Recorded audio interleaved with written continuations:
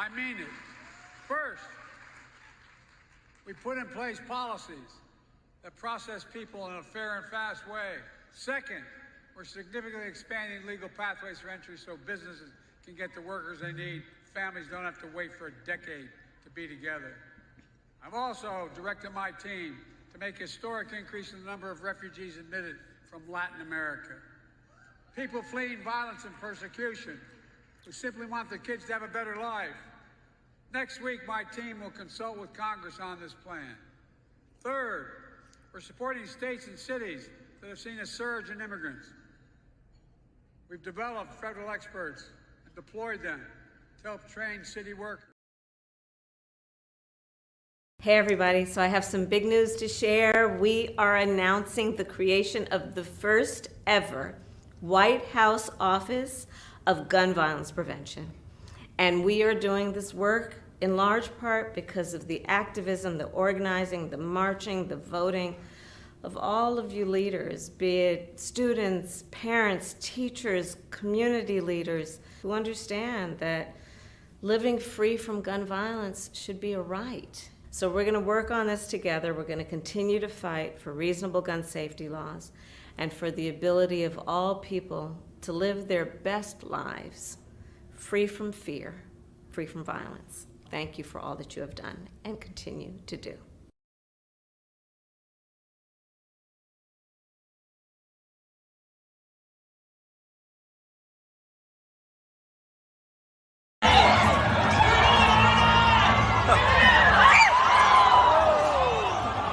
Lead us not into temptation, but deliver us.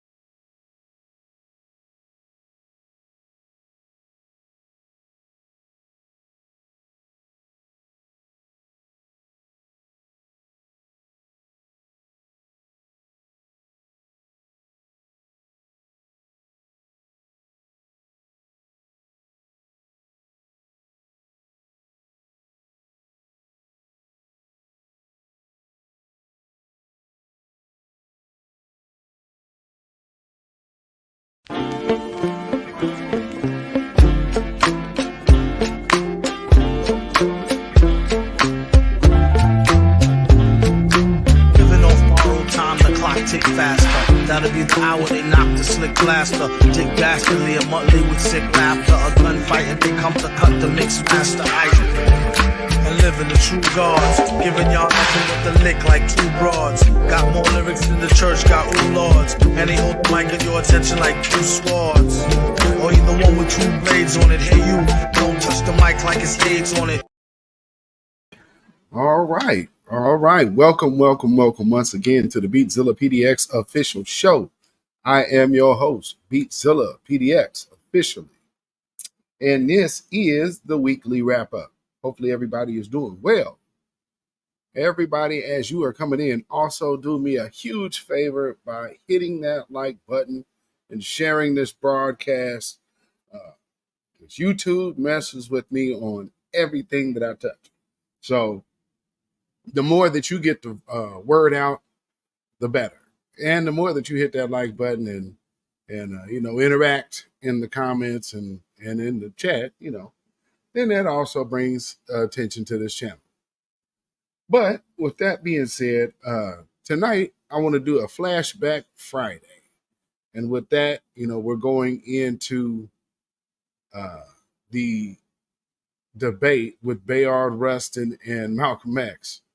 And for those who have not heard it, this might be some of y'all first time hearing it. I would suspect that a lot of you have heard it. But, we're going to go through that and spend most of our time just breaking that down, because understanding with Black movements, we have to also study the history of them as well. And Bayard Rustin is, as time went on and the Freedom of Information Act has done its thing, you could see what his real true agenda was and see that he was a whole op. Meaning he was an agent working for them folks. And so, now, he's a civil rights icon. No, he's a civil rights snitch. But with that being said, we got Patricia Slade in the chat. Jersey City in the building. Black first forever. Shout out to Jersey City in the building. And we have our sister C. Terry in the house. Well. Welcome. Black first. And we got our good brother Torian Rain Reloaded in the house. Welcome, my good brother Torian Rain Reloaded. And we got Judah Queen in the house. Hey. Judah Queen in the house. Black first, sister. Good to see you. I know you out there teaching the youth.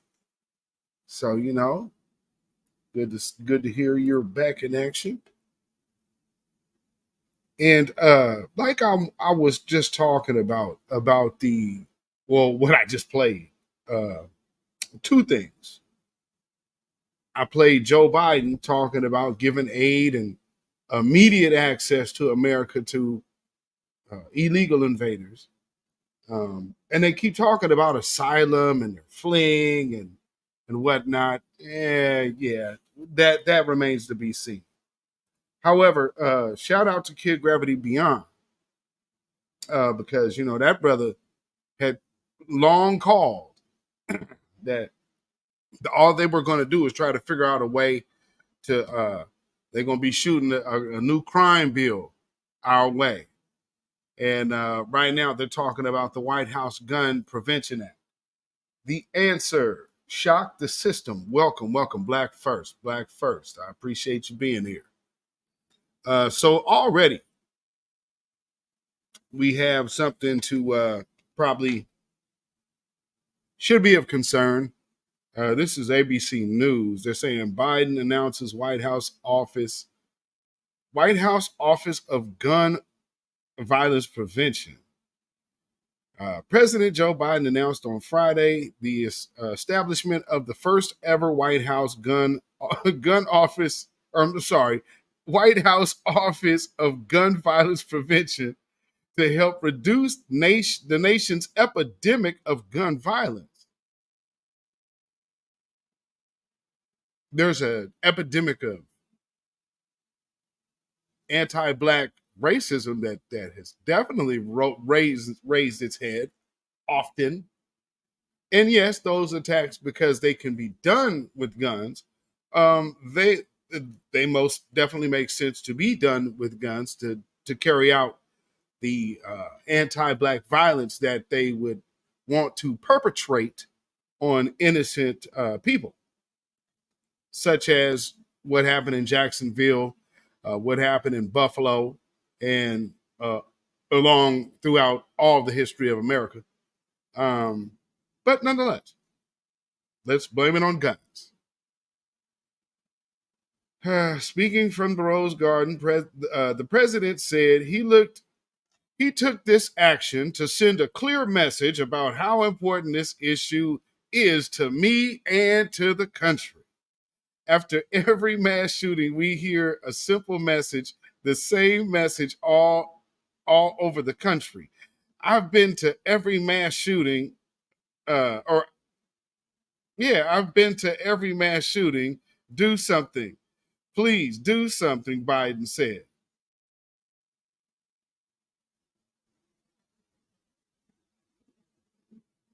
You know, whoever writes these speeches, they always tend to like really go overboard with theatrics. But I there was something I was able to catch today that kind of hit me into. So, you know, when you start hearing people speak, you're like, wait a minute. I've heard this phrasing before. Where is this coming from? And then I heard, what's the cat? Oh, he's the current chair of the DNC. It's like, oh, okay, that's who's writing these speeches. I'm trying to figure out who is it that's talking, that's acting like they're really getting to black folks. And it's like, oh, it's the current chair of the DNC. So, yeah, if you guys haven't got a chance to check him out yet, do yourself a favor. I mean, because when you start hearing certain things, you'll be like, oh, okay. Let's see. Do something to prevent the tragedies that leave behind survivors who will always carry the physical and emotional scars. Families will never quite be the same. Communities overwhelmed by grief and trauma. Do something, the president continued. While the announcement does not include a new policy initiative, Biden said, oh, my Lord. Wait. Did he just offer everybody a big nothing burger on guns? He's so used to doing it to black folks that, he just throw this softball right on that, America. Hey, I guess you guys will take that. Here's your answer to guns. I mean, if this is what they're going to run on, well, I could just hear them now. Wait. So I got Looney Tunes on right now. Wait. Now, wait a minute. Now, see, you stupid fools. You don't understand that this is a plan. See, now, see, he's taking the steps. Now, y'all all say, do something about gun violence. No, ain't nobody from the black community screaming about guns. That is a manufactured talking point from the Democrats. And it's put out by talking heads and shills of the Democrats. And see, so this is one of the things that, while I really want to hone in on this Bayard Rustin piece. So I'm going to get to these other points and then we're going to get to it. But let me see, what else this dude say? Because this is what they selling you right now. So instead of answering to anti-black violence, we're gonna have a White House gun initiative or gun prevention, gun whatever the hell, and we're gonna make this White House office with no damn plan in mind. And I'm telling you, people going to be trying to sell you this. They are going to try to sell you this for real. Like, hey, you see what he did now, right? Now, all of the guns in our community and all of, like, man, I grew up in the the 80s and the 90s, you know how much killing was going on back then? I mean, I get it, what you're saying now, but there was no talk of getting rid of guns back then.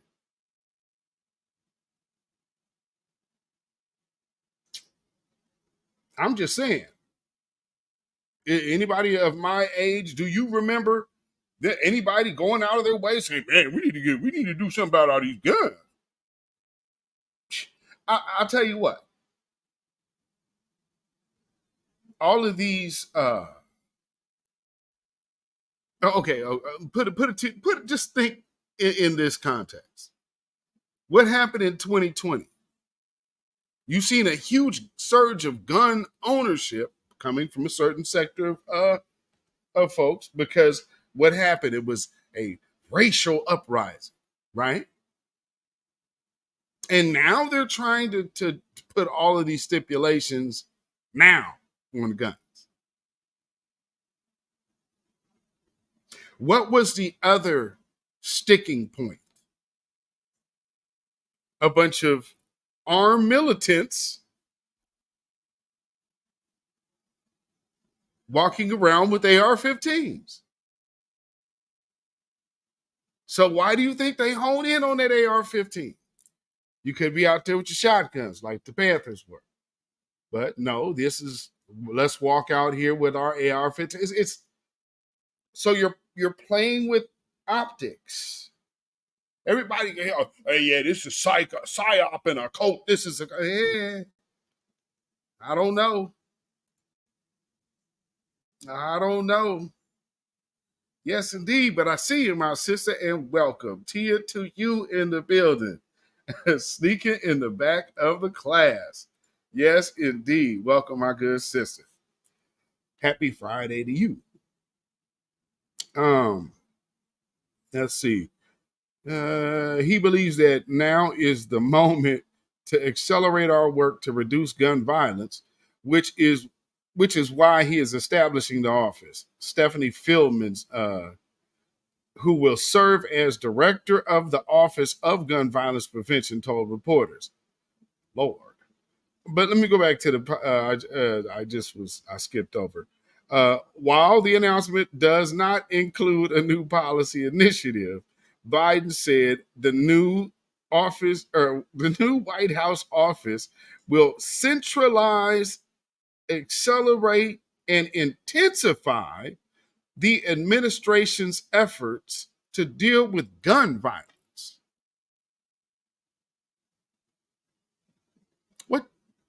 What does that part mean? We're going to centralize.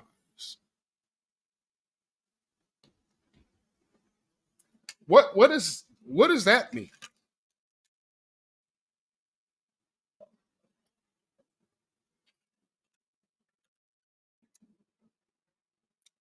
That's kind of an interesting take.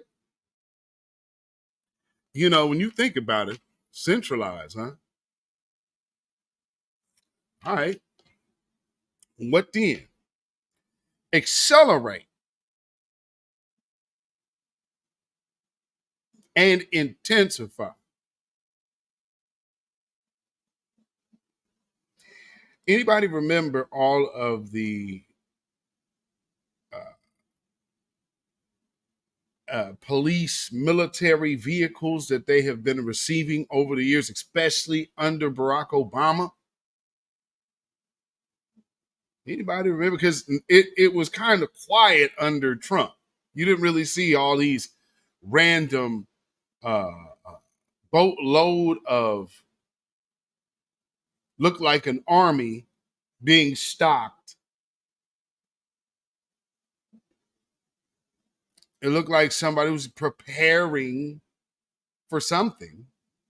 Now, America is not in a war. America is not in any kind of conflict, but there was just endless trains of, some would say, urban-sized tanks, because they weren't the full-size tanks that anybody would be used to seeing. Anybody remember seeing those on just flat beds on trains? Just nonstop. I've seen them here a couple times.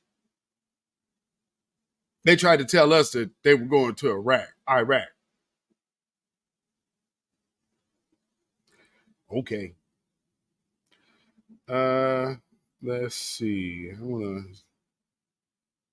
Okay, here's another thing. Now, since taking office, the Biden administration has sought to take action on guns through executive actions and most notably the Bipartisan Safer Communities Act, which enhanced background checks for gun buyers under the age of 21 and increased funding for so-called red flag laws, among other actions. Now, that's kind of interesting because if you will remember, all of these other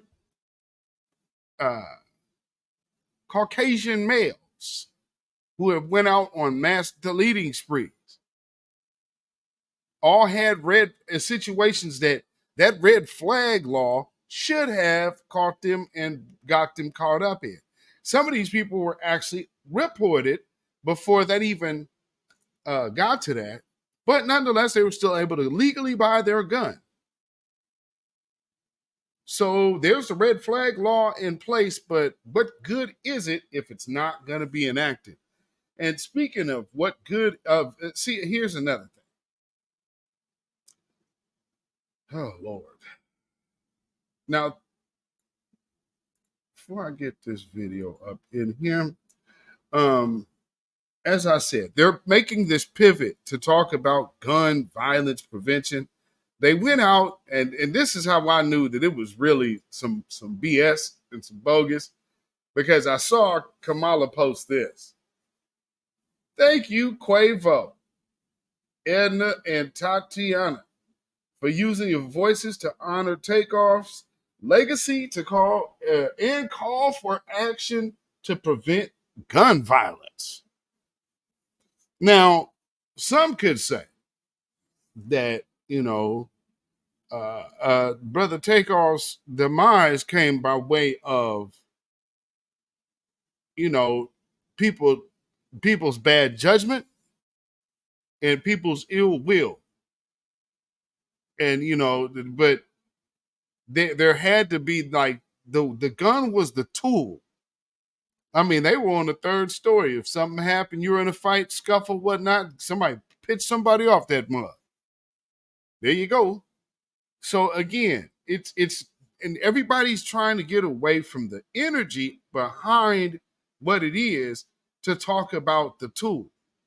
And so here we are again talking about a tool and gun violence. But yeah, make no mistake. Why do you think they're putting this face on? Now, on the flip side, here's the other thing that they're doing. American Climate Corp. Look at the color scheme.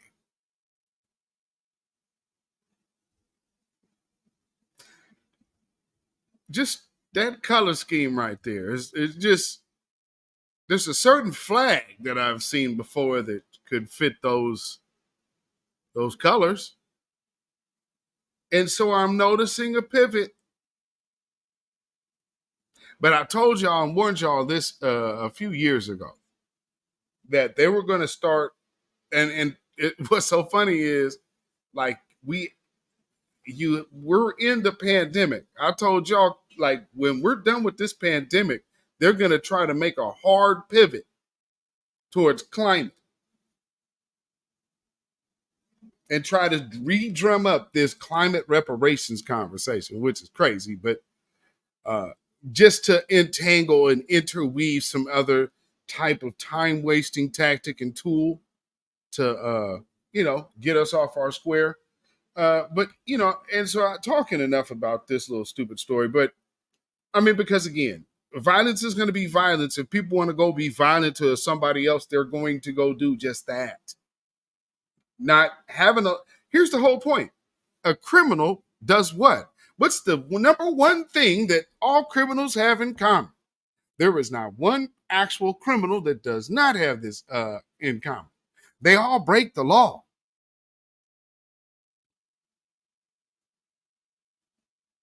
You know what I'm saying? But not all of them are racist, like this next fellow who this situation happened in right here in Gresham, and they're trying to downplay this in the news. So I don't think they're playing the whole thing in the news right now.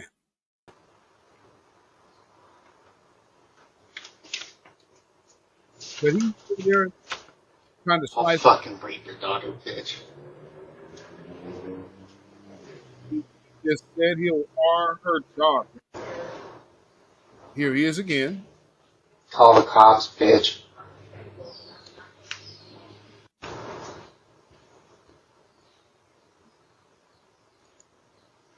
I'm about to get murdered.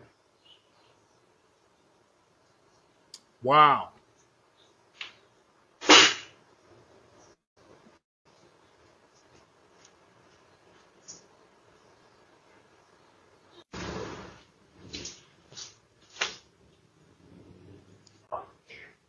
Nigger, bitch. Uh-oh. Now, they are trying to dance around that, right? Now it's like, well, what would be some of the things that would make him do? Why is he doing this? You tell me. Numat Ra 3? Ray 3? So I'm sure I'm completely butchered your name. Sorry about butchering your name. I absolutely apologize. Please forgive me. Black First Live with Beatzilla. Thank you for being here. I appreciate your presence. Happy Friday as well. Ooh-wee. You said typical Judah Queen. Yeah. Get whipped, man. Enslave him. Let's enslave him without the cops.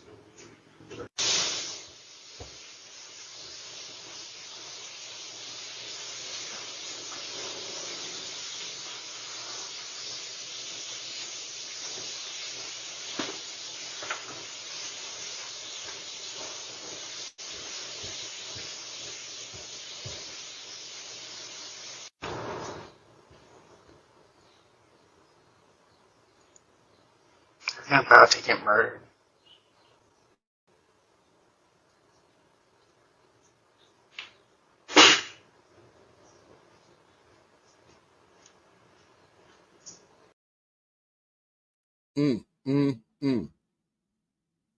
Wow. Wow. So yeah, they arrested this nut. I think he got like 10 charges on him too. So yeah, he's I don't think they just gonna let him roll up out of here, but they are trying to downplay it. They're trying to downplay it quite a bit. We're not finna let them do that. Now, moving on before I get oh, okay, so let me get to this really quickly. Where I'm gonna start. Oh, I'll give this one a little later. So there's been talk about reparations, and I'm sure y'all seen the videos of who one of the sisters, I believe, is Sister Shine, and I'm not sure of the other sister. Her voice does absolutely sound familiar. But first, before we get to how them sisters rolled up in there on DC, so shout out to everybody who was there. Shout out to FBA Empress, who was in the building getting this footage. And but the things are getting interesting in this conversation of reparations. And in San Francisco, there was a non-black woman who actually had something to say. Check this out.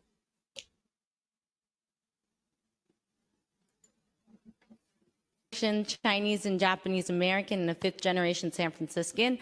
I'm here today to fully support Black reparations because this is the bare ass minimum. Period. The bare ass minimum. History is enough of a reason. The dehumanization that we've seen is enough of a reason for why we need redress and reparations now. This is not an impossible reality, right? We've seen this with the Japanese Americans in the late 1980s. They received on a federal level reparations. And the fact that Black folks and our Black community and our brothers and sisters are still waiting for a formal apology, I'm just going to leave that there just to simmer. And I just really want to note, especially as an Asian American woman, I would not be here if it were not for the Black liberation struggle, the Black freedom fighters, culture creators, and the world builders that have fought for my liberation. Also, make sure you take note of what she said about culture creators. Did y'all catch that? Culture creators. Yeah, that was good. Culture creators. That is absolutely 100% true. And thank you for saying that. So, thank you. Thank you for your comments. Yeah, let's hear it again. I'm just going to leave that there just to simmer. And I just really want to note, especially as an Asian American woman, I would not be here if it were not for the Black liberation struggle, the Black freedom fighters, culture creators, and the world builders that have fought for my liberation. So, thank you. They cut her mic off. They literally cut her mic off.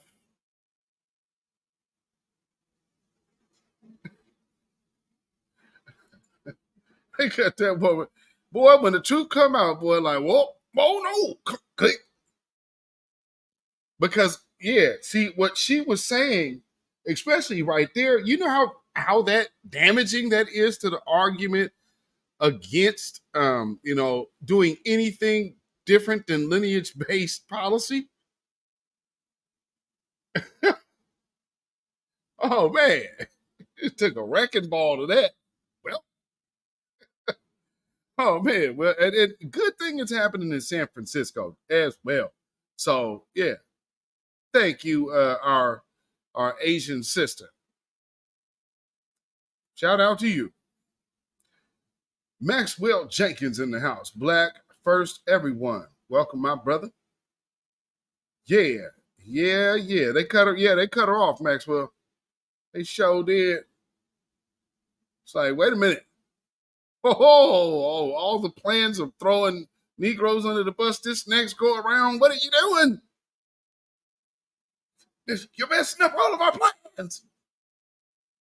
And then, like I said, shout out to FBA Empress on Twitter for getting this footage.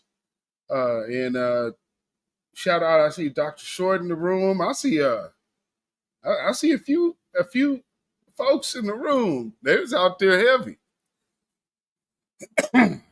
They was out there heavy. And this is the Root Institute.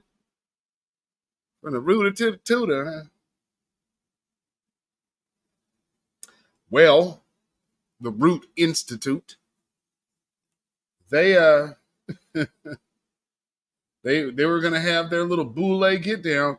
Now, if y'all watched my broadcast earlier, my video earlier, I showed you about one of those things that the Congressional Black Caucus was doing, because they're having they had their little convention or whatnot. And I said there was going to be a little, like all the little side groups. So all the little think tanks splinter off and start getting together. And that's what we're going to start seeing manifest. So here we go with probably another component of such said think tanks. And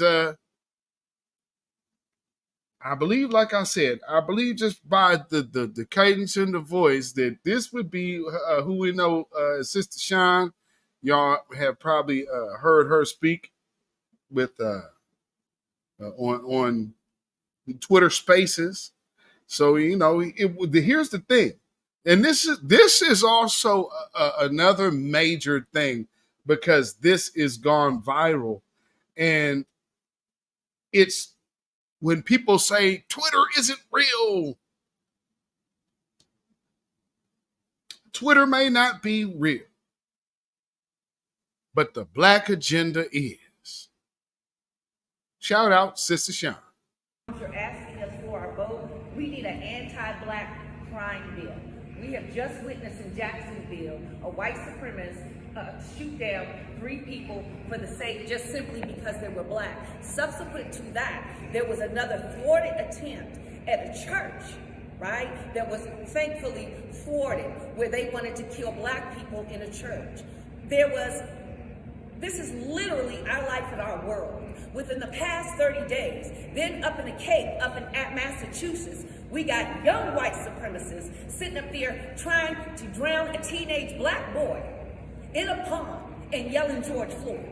So we have a real problem. The DNC needs to give us an anti-Black criminal bill. It's extremely serious. Let's reel it back. Let's take it back to Buffalo. Everybody's being shot in Buffalo. No, hold on. In Buffalo, we died. We died in Buffalo, but we got an anti-Semitism bill. What is the DNC doing about anti-Blackness in this country? What are you doing about it? Good question. No, I just laid it down. What are we doing? We need to do something about lineage-based reparations. Facts. And we need to do something about anti-Black crime. You are the DNC. You have the power of the DNC. We don't see it. Joe Biden said that he had our back, but what we're seeing is that he's stabbing us in the back. Thankfully, respectfully. Respectfully disagree with you two. I respectfully. Well, you need to respectfully go to the drawing board. Look at the current events. Look at what's going down in the national media. We're getting killed. Well, and listen, man. They're drowning. I know that. The Cape 2 weeks ago. I know that. You want to drown a teenager in a white supremacist, a young one too. They're being breeded. You want to get them drowned everybody's trying to act like anti-Blackness doesn't exist. And on top of that, right here on this university, the Freedmen Center, we're talking about the Freedmen. We're talking about the descendants of U.S. chattel slavery, known as Freedmen and the Negro. When is the DNC going to do something for the Negro? We need our... Well, it's not like it's an unwarranted question now, is it? It is absolutely not like she is out of line or out of order to ask such a question. Because he did say this.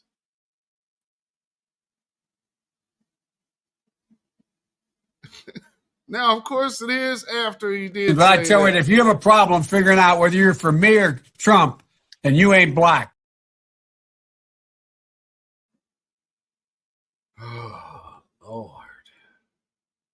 And people gonna still try to tell us, man, I don't know what's wrong with y'all. Y'all, see, we need to vote. Man, what we need to do is we got to vote for the. See, now, are y'all learning that they are not talking about voting?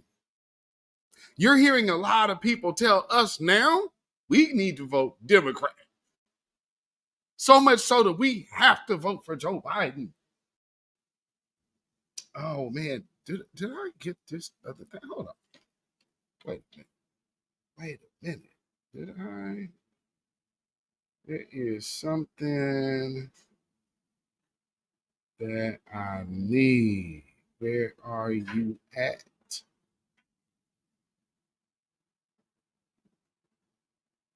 Okay. Wait a minute. Okay. Hold on. Bear with me 1 second. I need to get my hands on this video. I knew there was one more thing I had to show y'all. Because and not to mention, I'm gonna get to this other video. So as I'm getting this other video, let me play. I'm not sure what this sister's name is, but she's also at this same event at Howard. And she actually reveals that these people had to pay to get there. They just didn't do this. So on top of that, you making money off of these folks, and you're going to come here to offer them nothing. So let's hear this, sisters. And again, shout out and salute to Sister Sean for also what she did, and salute and shout out to this sister as well. I just don't know her name or identity, but shout out and salute to these sisters. About voting, and that's what you're doing up in here today, pandering for votes to all of these students up in here. You're sitting on your hands, literally, and then you're going to be disrespectful and walk off the stage, but you won our vote. Sir, we've been voting for 60 fucking years, and we haven't gotten a damn thing from you, or Joe Biden, or Kamala Harris. We haven't gotten anything. Sir, what? No, because I'm mad as hell, sir. 60 years we've been voting. What have we gotten other than being at the bottom class? And this clown here is gonna sit up here and give us this Baptist preacher antic show, and we buy and see. But I hope you're not buying into that bullshit. I really hope you're not buying into it, because that is fucking disgusting and disrespectful. To come up here, charge you guys for coming in here to see this shit show, and then not only that, you guys being charged again off the tuition. Hey, do you know that? I'm pretty sure you don't. So, with that being said, I seriously hope that you guys don't go to the poll and vote for no more of these fuckers that sit in office ain't doing a damn thing for us. But these legals getting $7,000 in DHS. Did you know that? They getting $7,000 a month. Food stamps, vouchers, e-bikes, scooters. They taking jobs away from us. Y'all sitting in here in college paying all this high-ass tuition and probably won't even be able to get a damn job when you graduate. Because guess what else? They haven't told y'all. The certification attached to your degrees, you're going to need certification to go with those degrees. And if you haven't checked into that before you started school, when you go for a job, they're going to tell you that shit when it's over. So now I said my piece. I came to state my point and state my piece, and I've done that. I've done that. No, please not you. Please not you.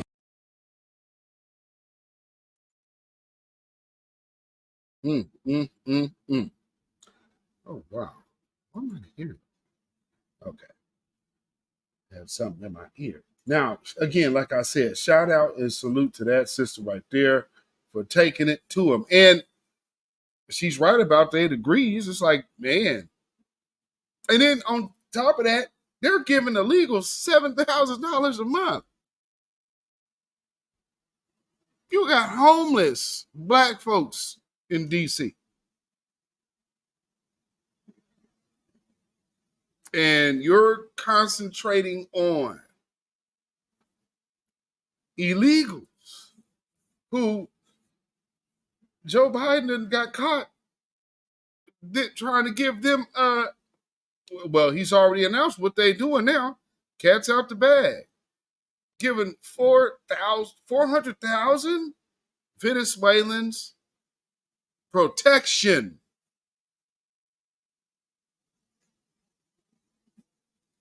Protection. Let me just put a touch of that so you can.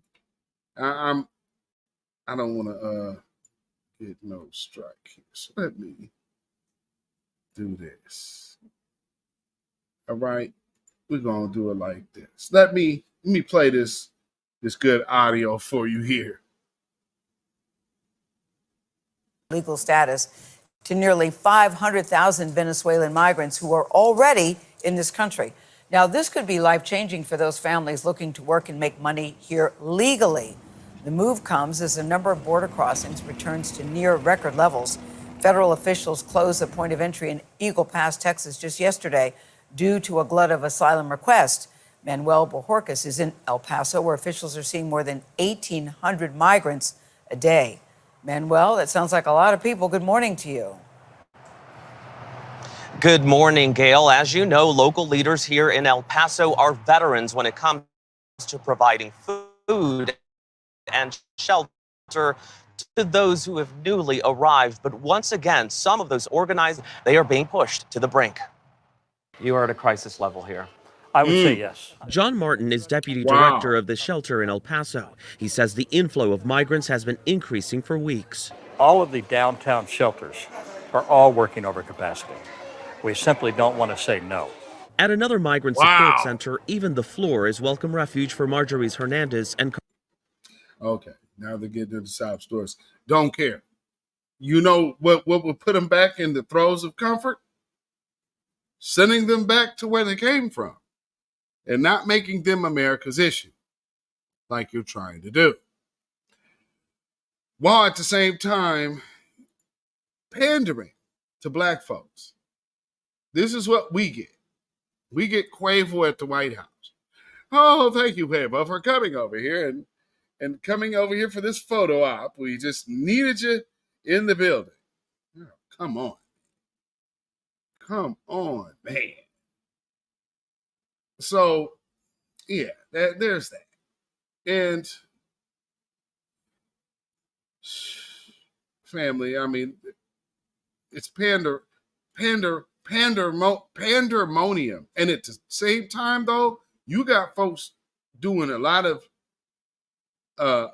Caribbean, like intermingling our business in with Caribbeans, and now you got hit pieces coming out talking about Africa or black immigrants or being treated some kind of way, which is a load of crap. A whole load of crap. But I do want to play one more thing because I need you to see how these people are really, really lying on what's actually happening in our community. So we have these talking heads, which are clearly tellers, coming out and talking, trying to talk for us. We have Rhonda Smith in the house. Shout out to you. Shout out to you. Good to see you in the house. Rhonda Smith. We got Brandon McCullough in the house. Welcome, welcome. And we got Derek Parker in the house. Welcome, my brother. And we got our good brother, dark-skinned brother in the house. What's going on, brother?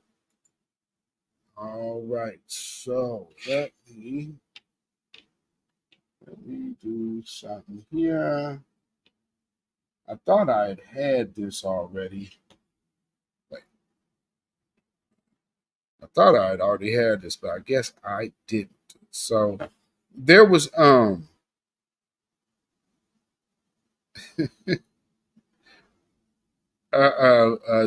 piece I saw on the Hill today, and they're talking about Joe Biden's chances.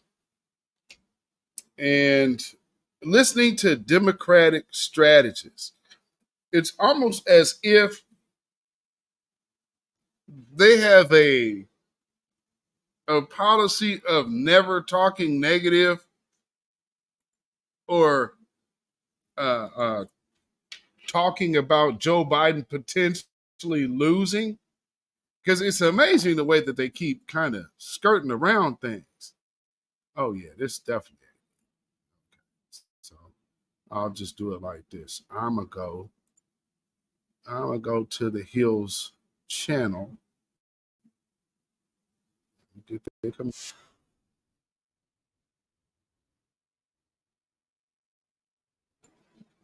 All right, get that off here. Okay. Y'all got to see this.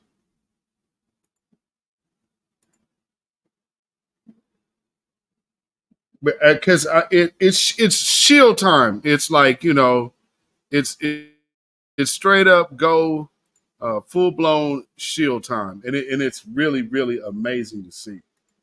Let me get this in here.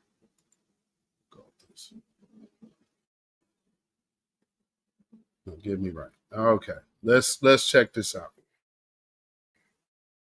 Said Joe Biden has been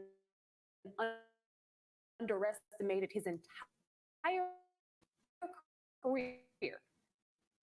Oh, okay. Y'all got to hear. Yeah.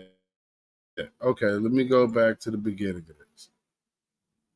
average has Trump slightly ahead of Biden, with 45% for Trump and 44% for Biden. Biden's age, however, still remains an issue for voters, and according to Axios reporter Alex Thompson, it was said in a White House poll report that Biden, quote, reflected on his decision to seek the presidency. He told the story about the events in Charlottesville in 2017 as the reason for his. He told the story again, nearly word for word, and then declared that our democracy was at risk. Speaking to ABC's Lindsay Davis, Democratic National Committee Chair Jamie Harrison said Joe Biden has been underestimated his entire career. And also, if there will be a Democratic debate ahead of the people are very excited about Joe Biden and Kamala Harris. And this is the thing with polls at this point in time. Joe Biden's been underestimated his entire career. And the one thing we know is when you underestimate Joe Biden, he proves you wrong time and time again.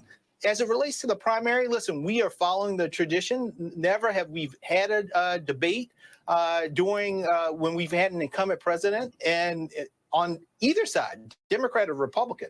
And so we're not starting in 2024 under my tenure as DNC chair. I'm not sure.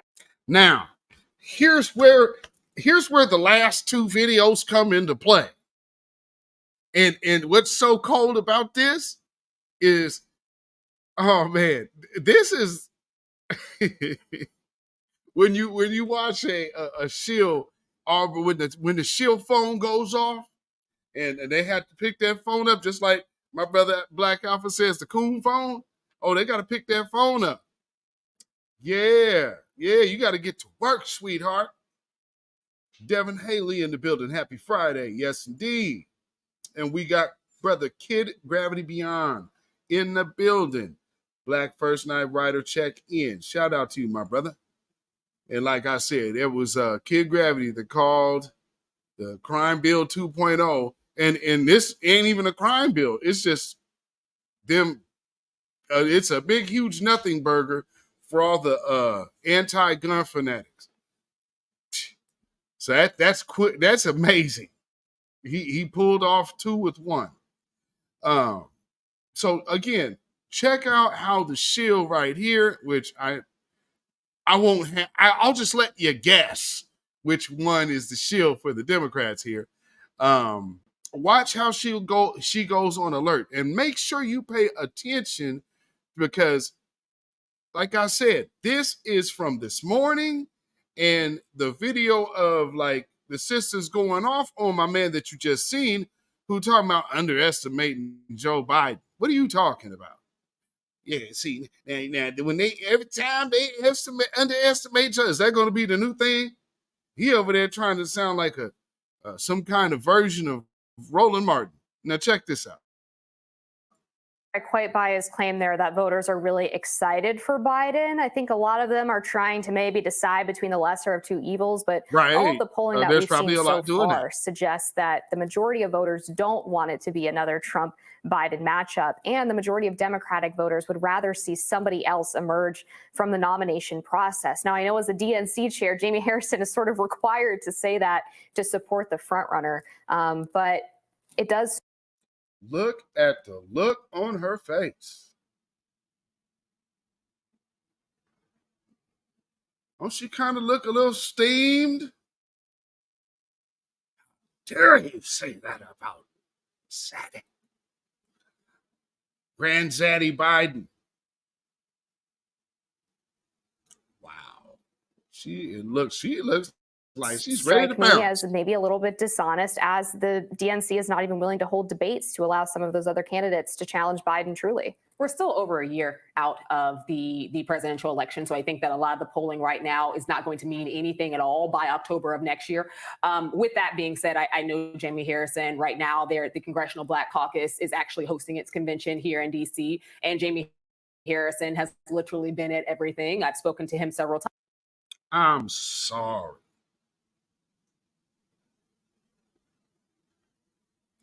I wish I could zoom in here. I'm sorry, but this wig is killing me.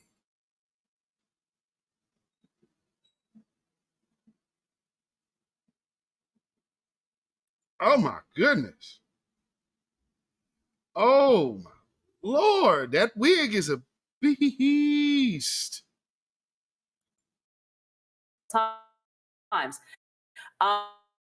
It's very interesting to me that there is a consistent argument from people on the right about basically changing the rules as it relates to an incumbent president having debates. We don't have it on the Democratic side. They don't have it on the Republican side either. As you can recall, during the last election, President Trump had two challengers. Three challengers, and they kind of died on the vine before it could even make it to an actual primary. And that was fought very hard for them to even be in the primary because the RNC basically saw no point in it. Right now, we're looking at single-digit people who aren't even, legitimate candidates to the extent that they've never held any political office, to the extent that we've got somebody in RFK Jr. who is known to push conspiracy theories, who is known to have had a long legacy of addiction that led to other questionable behavior. We also have a lady who basically is known for being the crystal lady more than anything else. These aren't even legitimate challengers. But again, the more important point here is that this is a question that has come up for Biden that did not come up for Trump when we watched this happen and people tried to challenge him. It's also one that runs ahistorical to how we've done things when we have an incumbent in office. Lois Hub, shout out to you. Election edges. And then she goes into we've never done this before. And I mean, this is, and true indeed, but look at the way that she just attacked. So this is the orders of the DNC. Joe Biden is the nominee. And see, because when she says other incumbents haven't had primaries, well, because they've been doing a well enough job not to have their own party want them out. So in this case, and she's telling you what the people want. Listen to how this woman jumps in front of the people for the person. You're going to start seeing a lot of this out here too. Office.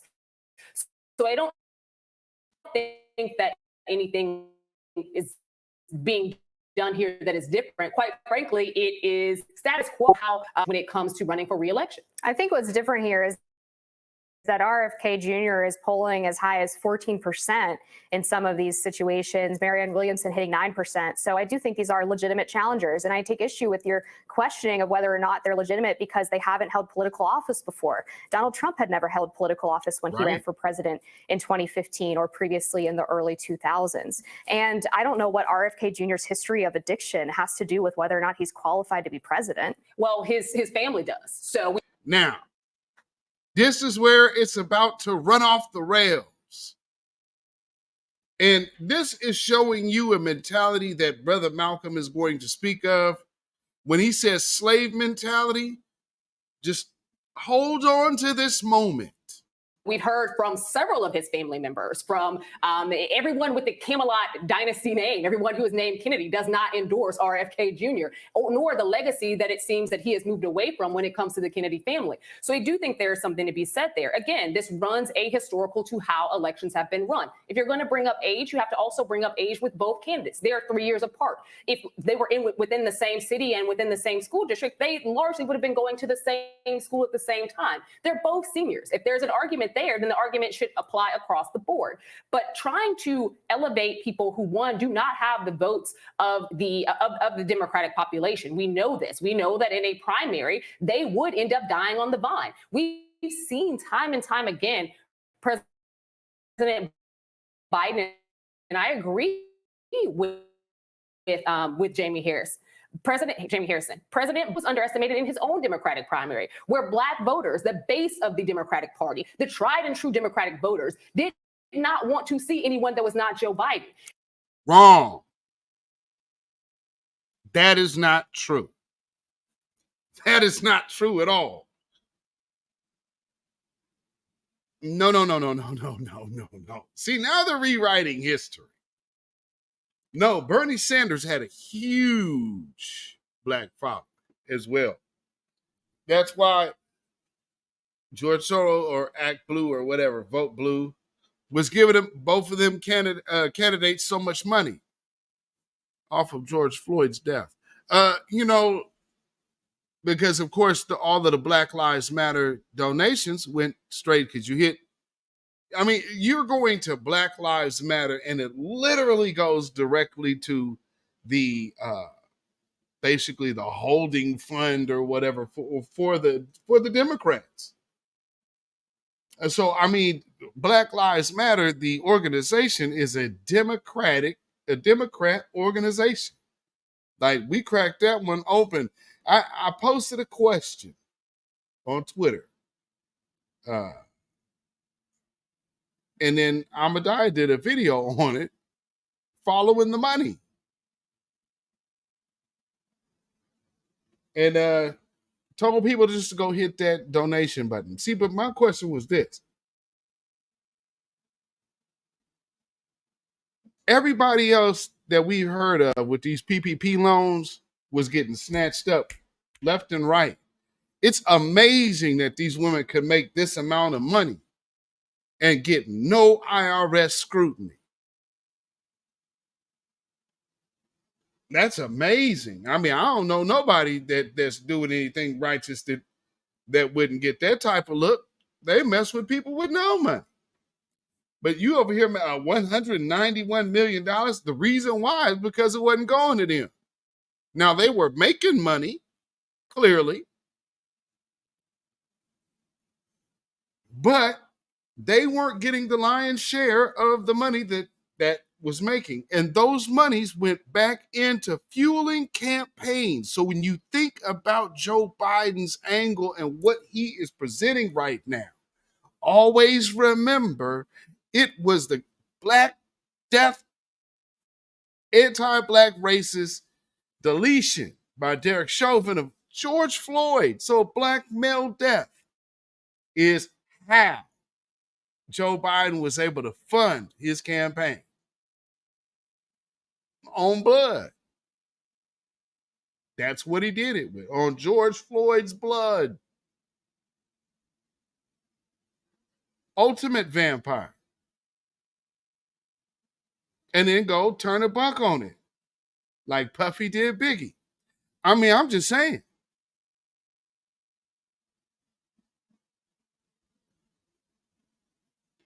Act Blue. That's what it is. Act Blue. Yes.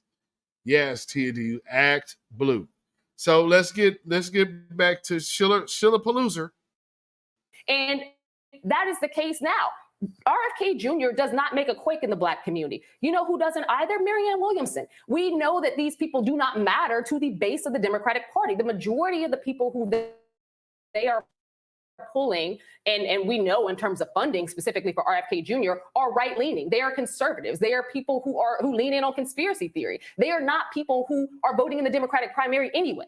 Well, you don't know that. And again, if your theory we is know where true, their funding comes from. That's not what I'm saying. But I think if you're Whoa. Yeah, did you catch that?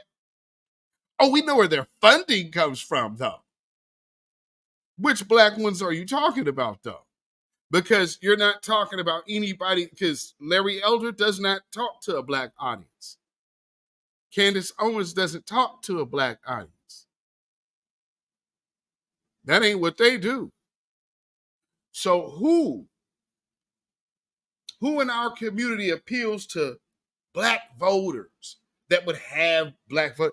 That almost sounds like a shot at like Tariq or Jason Black, or because they try to put that out there in the wind. Man, and y'all taking deal. Oh, I guess the Republicans are paying you real good. Come on, man. That's cap and game. But let's hear her flip, because she's about to lose it. your theory is true that these would die on the vine, these primary challengers, why not put your theory to the test? Why not allow the opportunity for these people to prove themselves or disprove themselves? I don't think saying, well, he has a history of drug addiction and the other Kennedys don't like him because they're totally in bed with the Democratic establishment is a legitimate argument for saying First off, that that was he's not not arguing. I said that he had a history of drug addiction that led to other levels of criminality, up to and including his previous wife literally killing herself because of the abuses. Whoa. So No, I take serious. No, that are problematic associated with this man and the choices that he's what made. you just said is so off off base, base. and including ignoring the facts of the pandemic and spreading conspiracy theories around the efficacy of vaccines, spreading conspiracy theories around how young children develop autism, spreading all of these things a lot to him not being fit for that office. We need to go back for a second to what you said about you used his wife's suicide against him as evidence that he shouldn't be running for president.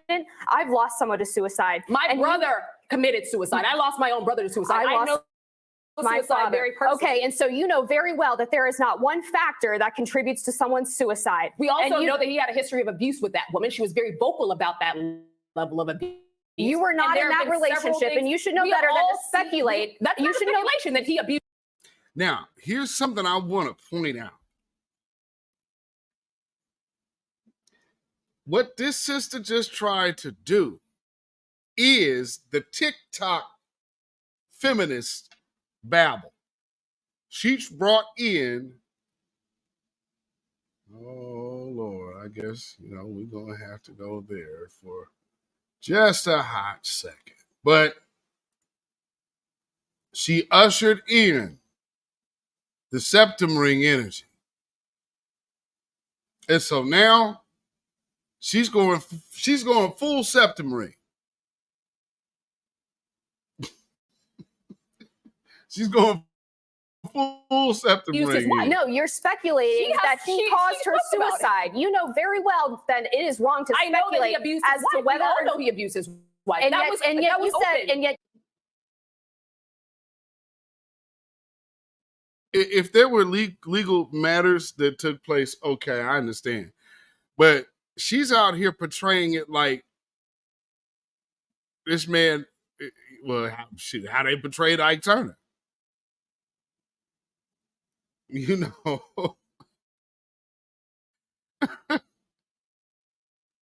So that's what we're seeing here. Look at this woman. She's upset though, ain't she?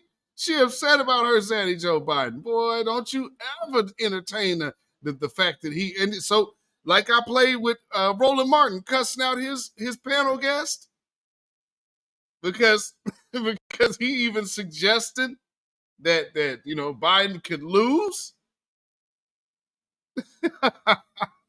That's what we're getting. You said that it was his drug addiction that led to her suicide. That is a wrong thing to say. Abuse. His level of abuse. You said it was his addiction. Level of abuse. I said his level of abuse. I said his level of abuse, and his level of abuse has been. We can go back and roll the tape after this. Well documented. But and again, that might be a reason that a voter might not choose to vote for him. It does not mean that he's not a legitimate candidate. You hold your legitimacy in a way that I do not, and that has been proven. However, what I do know. Now you. I'm just saying. Was that amongst Democratic voters, and that is the party he is running in. That is the base. He's polling at 14%. He is not someone who can win in Ohio. He is not someone who can win in the majority of Democrat. He's not someone who can win in Michigan. He's not someone who's going to win Georgia. You're speaking as a Democratic strategist, not as someone who wants a fair primary process. See this is TikTok flame out. TikTok septum energy on full tilt. Okay? That's what we're witnessing. We are witnessing the full meltdown of septum ring energy when it is met with the blatant truth and you're on television, and she still went to, I have to overtalk you with my point versus deal with what you just said. That's why we don't take these shills seriously. And so that's why I wanted to play this. And this is pretty much it. We can wrap her up because, y'all seen it enough. But I just wanted y'all to see this is what they're selling to you. And it didn't start today.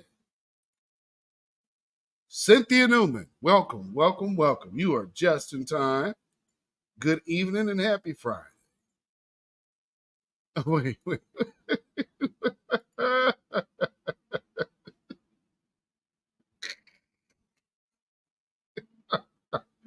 Deceptive energy is real. Oh my goodness. All right. Let's get a better face up there. So like I said, let me get, where's that? There we go. Yes, EMT. That out here. And let me get this in here so I can. Right. Y'all see that? So like I said, this is Flashback Friday. So there's an interview, or not interview, rather. It's a hosted debate between Bayard Rustin and Minister Malcolm X. And Bayard Rustin, now there's going to be some key points. I want y'all to pay attention to all of the relative things that are happening today. And just kind of watch and listen for some of the same kind of tactics that you're hearing from most of these Democratic shills today. So here we go. Bayard Rustin, Executive Secretary of the War Resisters League, and Malcolm X, Minister of Mohammed's Temple of Islam in New York. Both of you gentlemen are working in your own ways for the welfare of the American Negro. And the first thing I'd like to ask you is if you would describe the purposes of your individual organizations and tell us something about the philosophies inherent in them. Mr. X. Yes, sir, Mr. Donald. And I'm happy to be here today to represent the Honorable Elijah Muhammad to your audience. And as you know, Mr. Muhammad is the spiritual head of the fastest growing group of Muslims in the Western Hemisphere. And he perhaps is probably the greatest drawing card among the so-called Negro masses, more so than any other so-called Negro leader today. And proof of which, a year ago in Washington, D.C., he appeared at the Uline Arena and drew 10,000. And in New York at the St. Nicholas Arena, last year he drew 10,000. And this year, I think he drew another between 10 and 15,000. In Chicago, he drew 15,000. And I cite these things just to show you that as a man, no matter what people, whether they agree with him or disagree with him, they have to admit that the masses of the so-called Negroes are interested in hearing what he has to say. Probably in the past 2 years, he has become America's most talked about and most written about black man. And even at the present time, I'd say he's one of the most he's the most controversial topic, namely because he's having such miraculous success in getting his program over among the so-called Negro masses. And if you ask me what it is, I can best tell you what it is by what he is credited with doing. The Time magazine last year, in an article about Mr. Muhammad, pointed out that he has successfully eliminated from among his followers the use of alcohol, which is one of the things that has destroyed our people here in America as a race. He has successfully eliminated dope addiction, profanity, excessive profanity, which actually stems from disrespect of self. He has successfully eliminated stealing and crime among his followers. He has, Time magazine also pointed out that he has, Mr. Muhammad has been successful in eliminating adultery and fornication and prostitution and making the black man respect his woman, something that has been characteristically absent among our men. And Time magazine also pointed out that among the Muslims who follow the Honorable Elijah Muhammad, juvenile delinquency has been eliminated. And in the U.S. News and World Report, about a couple months later in '59, they pointed out that Mr. Muhammad was successful in making the so-called Negro see the importance of an economic program that would, in fact, when you think of what Time magazine said, they were giving him credit for being probably one of the greatest moral reformers that has appeared among the so-called Negroes here in America yet. And when you tie in what the U.S. News and World Report magazine said concerning his success at getting the so-called Negroes to set up stores and factories and farms to feed ourselves, grow food for ourselves, factories to manufacture things for ourselves, and places of business to create jobs for ourselves. The point behind this particular phase of Mr. Muhammad's program is to make the so-called Negro economically independent, to keep him from having to embarrass the white man by demanding that the white man give him a job, when he can actually, Mr. Muhammad feels that our people can get together and pool our resources and our talents and whatnot and make jobs for ourselves. And lastly, I'd like to say that what the Honorable Elijah Muhammad is teaching is not what we have been accused of, nationalism. Nationalism, the difference between being a Muslim and a nationalist, nationalism is the political approach or a political solution to the problems that confront the so-called Negroes in America. The aim of the black nationalist is the same as the aim of the Muslim. The Muslim and the black nationalists have no differences in objective. We are pointing toward the same goal, but the difference is in method, method. The black nationalist, wherein he relies on a political solution to the problems that confront the so-called Negro, we as Muslims believe that the only solution to our problem is a religious approach. And this is why we stress the importance of a moral reformation. As a rule, the black nationalist will not talk to you about God or any religion or any kind of moral uplifting of the moral values. Whereas the Muslim, he stresses first to raise the moral standard of the so-called Negro. And by doing this, automatically, it tends to give him more dignity and self-respect, and it elevates his thinking to the point where he begins to think in terms of doing something for himself rather than to sit around and beg somebody else to share with him what they have amassed for themselves. So I would like to stress that Mr. Muhammad is not a politician. He doesn't believe that politics is the solution to the so-called Negro's problem. He says that the primary ingredient involved in our solution, it will take God. God himself has to have a hand in it, especially because the problem of the so-called Negro is so unique. His problem is different. The problem of the so-called Negro in America is different, perhaps, than the problem of any black people anywhere on this earth since the beginning of time. Now, right there, people will be like, "Oh man, what about Malcolm X? Malcolm X's mother was from the Caribbean, and his father was a Garveyite." You just heard him explain to you the conditions of his situation and of the situation that all of us here still face. So it tells you that although that may have been what they saw to do at the time,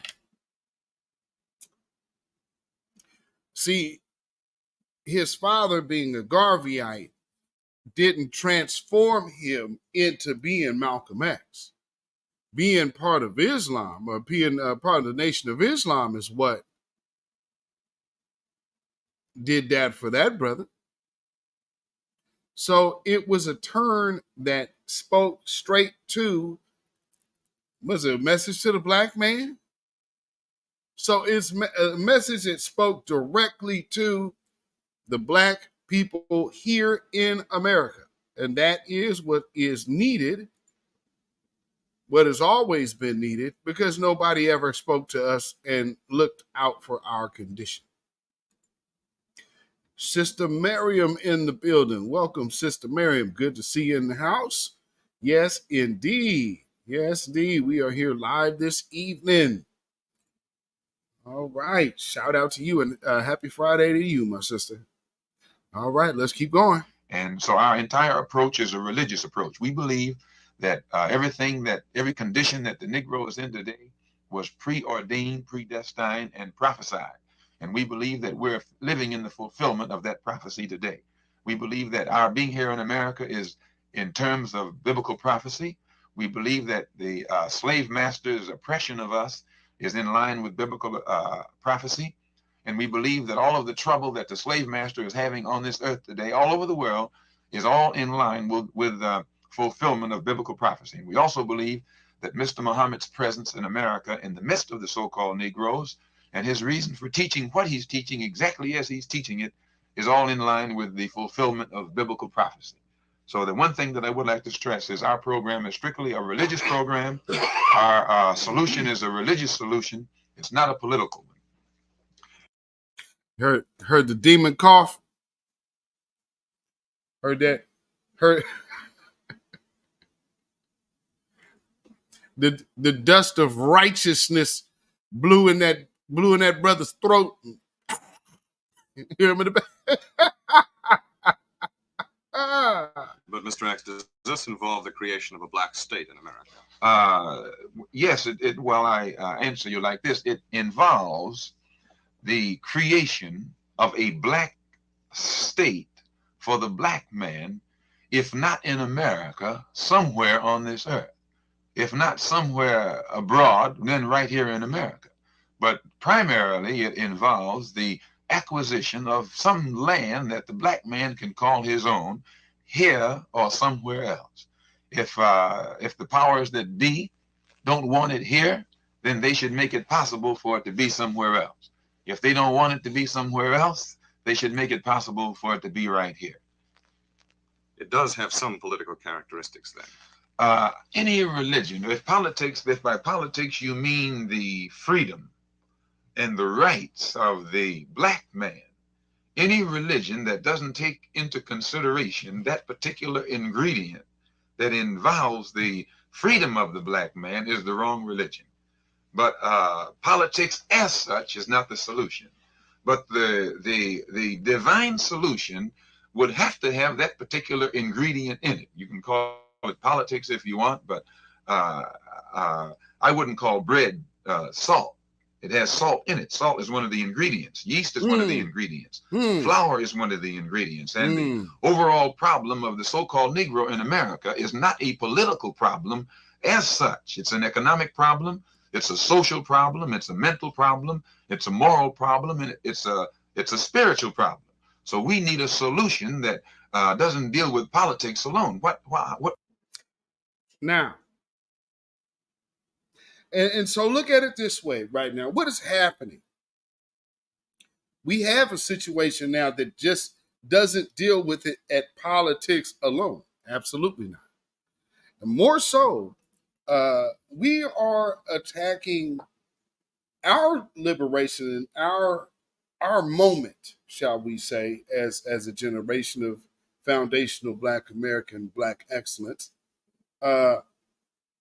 We're taking our moment and doing something even more innovative with it, setting our tone, and we are able to understand the spiritual aspect of things, able to understand the natural aspect of things, and most definitely able to understand a moral ethics type of thing, and also understanding a communal code.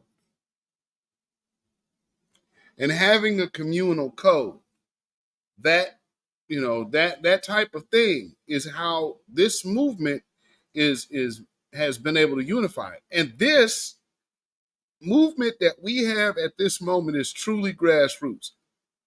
More grassroots than even those organizations back in the day. That's why they have to manufacture up the fake grassroots. That's why I call it grassroots, Black grassroots grassroots COINTELPRO tactics. Because that's all it is. So let's hear some more from our good brother. Good does it do a man to be politically free and at the same time be economically dependent upon the man who gave him the so-called political independence? Why, he's still a slave. So right. We feel that since all of these... Now, did you catch that? You're still a slave. So you could vote for the Democrats. You could die for the right to vote. And you still broke. What good is now the process of voting? You still getting gunned down in the street. So what now? And what good is the process of voting for the same, especially the same party that is literally ignoring all of this? Malcolm X, there might be some of y'all in the chat who were alive when that brother was alive, but I would assume that probably most of us were not on roaming the earth yet when this conversation took place. And we're, you understand what I'm saying? And what they're saying is so relative now. Oh, but there's more. These ingredients are involved. Only God himself can give a solution that will solve the whole thing. And this is the solution that we feel the Honorable Elijah Muhammad is teaching among the so-called Negroes here in America. Mr. Rustin, can we hear from you? I am very happy to be here and particularly anxious that Malcolm X and I should clarify some of these questions which he has brought up in my mind. I would like to state very simply what it is that I believe and feel. Keep in mind, at the time, nobody could confirm that he was literally working for the FBI and the CIA at different times. So just keep that in mind. I believe that the great majority of the Negro people, the black people in this country, are not seeking anything from anyone. They are seeking to become full-fledged citizens. Their ancestors have toiled in this country and contributed greatly to it. The United States belongs to no particular people because of race, color, or creed. People have come from many parts of the world to construct it. And it is my view that the great majority of Negroes take as their key word, and the great number of Negro leaders, the term integrate, which means that rightly or wrongly, they choose to become an integral part of the United States. When you look at the fundamental nature of integration, that notion didn't come from black folk, because you're pushing integration after you destroy all the black Wall Streets, all the black economic epicenters. And now we're really going to push integration, because y'all remember selling the Negro, which is basically selling to the Negro, but that's what they called it. In that video, they're talking about how black folks were becoming such an economic base, and white merchants needed to start getting with how to get this money out of this community, so this community does not start building itself. See, the one thing that we hear too often is that we need to pull ourselves up by our bootstraps.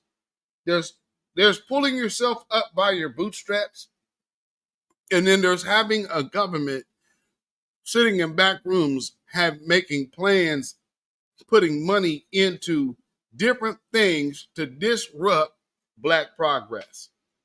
We're the only group to have experienced that time and time again, by the way. I believe that we should work politically to the degree that that is possible.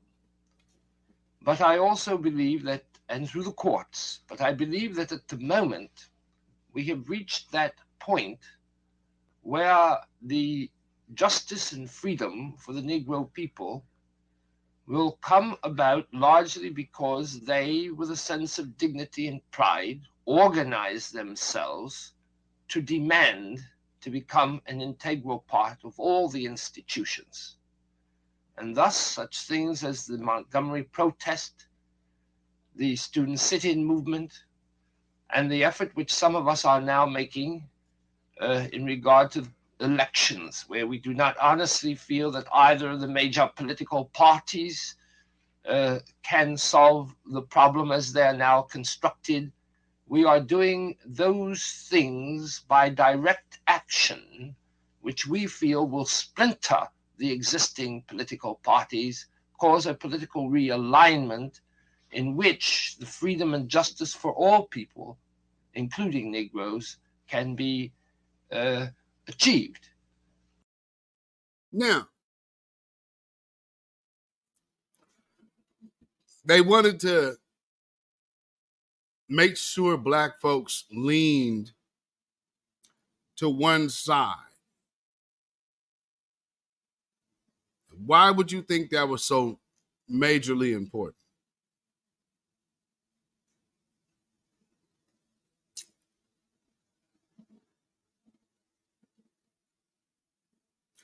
They wanted to remake and reshape the political landscape while not technically throwing anybody under the bus, except for black folk. Yeah, make sure they got to us stuff. Let's dump on these Negroes. Now, this is not a unique position, and certainly, while a controversial one, not so controversial as that which Malcolm X puts before us. And I should like, therefore, to ask him this question. It would seem to me that the logic of your position really is to say to Negroes, or black people in this country, we ought to migrate and set up somewhere in Africa a state in which men are free to follow a particular religious ideal, because it seems to me ultimately this is where you have to come out. I don't see how this escapes as being the logic of your position. You say that perhaps a state will be set up here, but on the other hand, your attitude is if you're not wanted, then you don't want to be where you're not wanted. So why isn't the logic of your position to go to the heart of the matter and take the Garvey position and urge Negroes to return to Africa? Well, Mr. Rustin, number one, when you speak of us striving here to become full-fledged citizens, or as they say, first-class citizens, number one, most of the Negro leaders, or so-called Negro leaders, they have gotten the Negro masses to think in terms of second-class citizenship, which there is no such thing. We who follow the Honorable Elijah Muhammad look upon a man as either a citizen or he's not a citizen. He's not a citizen by degrees. He's a citizen or he's not a citizen. And as long as the black man in America is not recognized as a first-class citizen, we don't feel that we are citizens at all. No other people in America are placed in a second-class citizenship category. People can come here from Hungary, which is a communist country, and be incorporated or integrated into the American way of life overnight. They don't have to come in as third class, second class, or some other kind of class. Now, who does that sound like? What group is over there that could just come over here?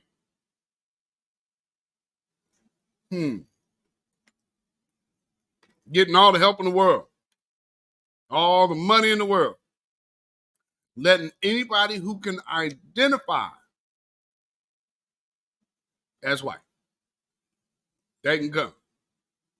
class citizen. The only man that's placed in this category is this so-called Negro who has sat around and begged the white man to accept him as an integral part of his particular political setup and whatnot. Now, we feel that if after 100 years since Lincoln issued the so-called Emancipation Proclamation, if the black man here is still not recognized as a first-class citizen, which means free, then we don't feel that what Lincoln did actually set the so-called Negro free in the first place.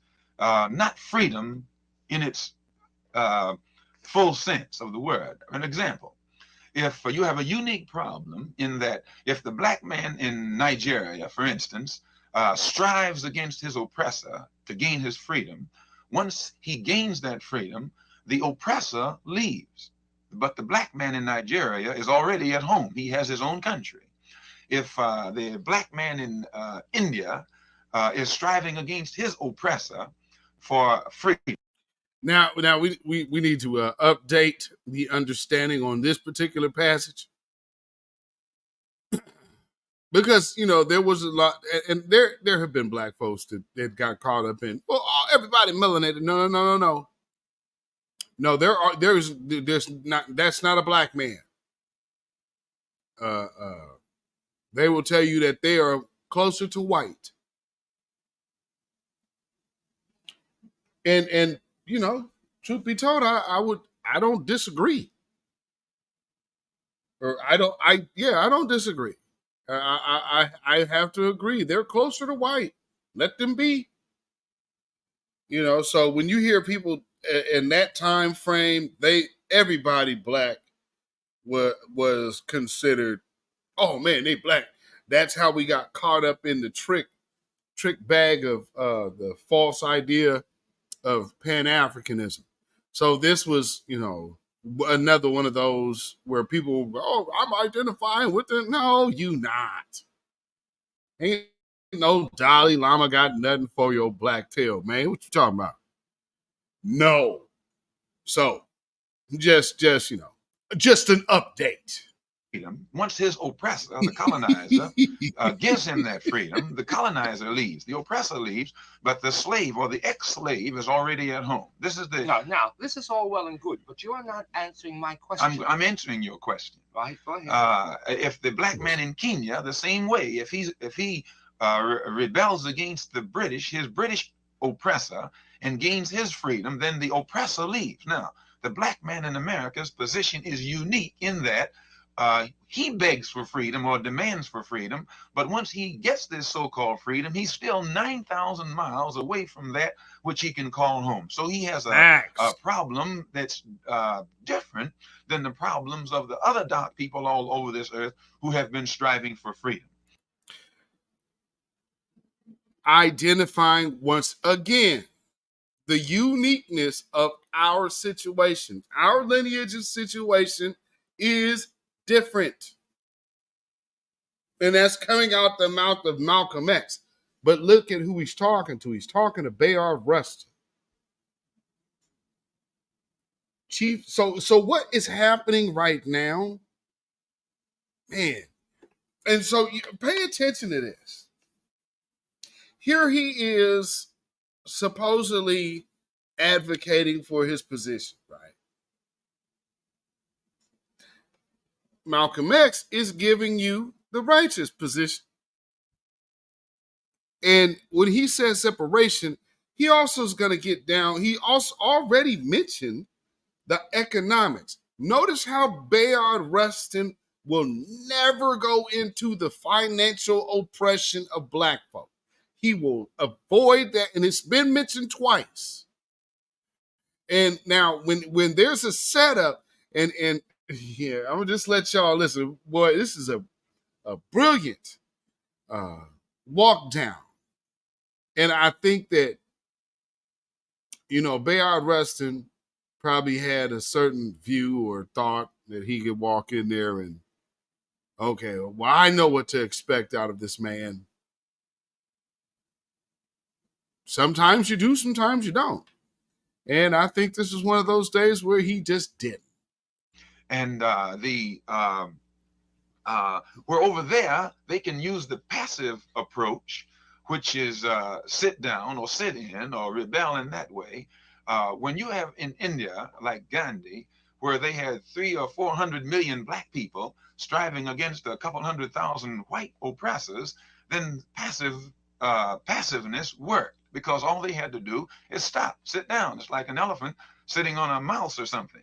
But here they are the majority and the oppressor is the minority. Here in America, you got the black man is the minority. And when you call yourself sitting down on the white man, all he has to do is let you sit. He can get someone else to run his factory or whatever else he wants to do. But to sit there and use this so-called passive approach, we don't think it will work, because we don't find any parallel. We don't find, for instance, anyone being encouraged to seek freedom in a passive way other than the so-called Negro here in America. Right. Many of the whites who pose as liberals and act as advisors for Negroes tell them that be passive, be peaceful, turn the other cheek. But these same whites who encourage the so-called Negro to use the passive approach have never advocated a passive approach to throw off the yoke of bondage to any white groups of people who are in bondage. When they speak of the whites in Eastern Europe who are under the yoke, the Russian yoke, they don't tell them to be passive. In Eastern Europe, you know, there's people over there in Europe right now getting money, ain't they? Talking about Russia, complaining about Russia. All right. In their resistance, they feed them ammunition. They feed Yes, them they guns. do. They make heroes out of the freedom fighters from Hungary. They make them great heroes. But when it comes to a... Now, are they not doing the exact same thing with this Zelensky dude? Are they not doing the exact same thing with Zelensky? They're telling you how much of a hero he is, and the freedom fighters over there, they're winning, and they're winning and winning, and you know, they're gonna have Putin on the run, and we're gonna give them $350 million, and we're gonna give them $60 billion, and now we're gonna give them another $6 billion, and you know, I'm gonna go back and get them $20 more billion, and you know, they need about $12 more billion right now. So, I mean, when I asked for $350 million, I mean, and then I just actually hit you up for $600 million a couple weeks ago. You know, I mean, hey, man, see, we got to take care of this Ukrainian thing. That's why we can't afford reparations. Because reparations would definitely bankrupt the country. Not like a proxy war that America's actually not in, but funding. How you going to go to war and you can't afford to go to war? That's bad business. That's not a sign of a good leader. You put your country in danger by allowing these people. And it's so funny that all of these Ukrainians that Hunter Biden seemed to have relationships with, and now Ukraine just gets money hand over fist. But can we also talk about the part where Hunter Biden has a relationship with the Ukrainians who are actually, riding with Nazis? Guess, but Joe Biden, but that's what black people want. Nobody else but Joe Biden. Okay, you keep telling yourself that all the way to when they fire you for getting up there telling that lie. Black man, be he in Asia or Africa or in America, if he becomes militant in his resistance against oppression, then immediately he's classified as a fanatic. But if it's a white man or a white group or someone in a white country that's trying to throw off bondage, the propagandists label that one as a hero, and they label the dark people who are trying to resist this oppression, be it no matter what kind of resistance it is, they label them as fanatics, as racists, as extremists, or as rebels. So what it does, it makes the black man in America who would like to fight for his freedom or take a militant, uncompromising stand, it makes him reluctant or afraid to take that stand for fear that he'll place himself in this particular category. And I would like to say this, also in answer to your question, that it is not the so-called this kind of movement and that kind of movement in America that's causing the white man to give an inch, and that's all he's giving is an inch. It's the pressure that the white man is under today from the outside world. He's not telling you and me that we might be integrated into his particular educational system or economic system 10 years from now. He's not promising it this year, 10 years from now or 20 years from now or even 50 years from now, because he loves us. But he'll tell you every day. You listen to some of these political speeches. They're catering somewhat to you and me, only because they are in a position where they are forced to try and impress and gain the friendship or the sympathy of the African nations that are getting their independence. The white man today is posing as the leader of the so-called free world. And the only way he can be accepted as the leader of the so-called free world is to be accepted by the majority of the peoples on this earth, the majority of whom are non-white people. And they measure him by how he treats the non-white people here in America. And to impress them, he stands up and talks this old integration talk, which is hypocrisy, not because he's going to integrate you and me, because we'll still be begging 100 years from now, but to impress our brothers in Africa and Asia. And I don't think that he's going to be successful at it. Now, am I to take it that what you are saying is that you are really opposed to integration because you don't think it's meaningful and cannot work? Therefore, I come back to my question. Now, you said a great deal about nonviolence, which we should get into, and you've implied a certain number of economic things. But I have to get first your basic position clear in my mind. Otherwise, I don't think the rest of the discussion can be meaningful. You have to answer for me clearly the question as to whether what you ultimately have to see as a logical position is leaving the United States. If for the next 200 years, Negroes are not going to be citizens by your definition, why isn't it logical then for your leader to say, let us find a piece of territory somewhere and go to it? Because either you are advocating the continuation of slavery, if that isn't logical, because you say you can't get it by the methods which I am advocating, which is the slow, grinding process of integration. Now that to say that he supports slavery. Slavery or who? What was he trying to imply? That somehow black folks getting something would, because he's going into this trying to pin this nationalist thinking on Brother Malcolm by way of also trying to attach him to radicalism.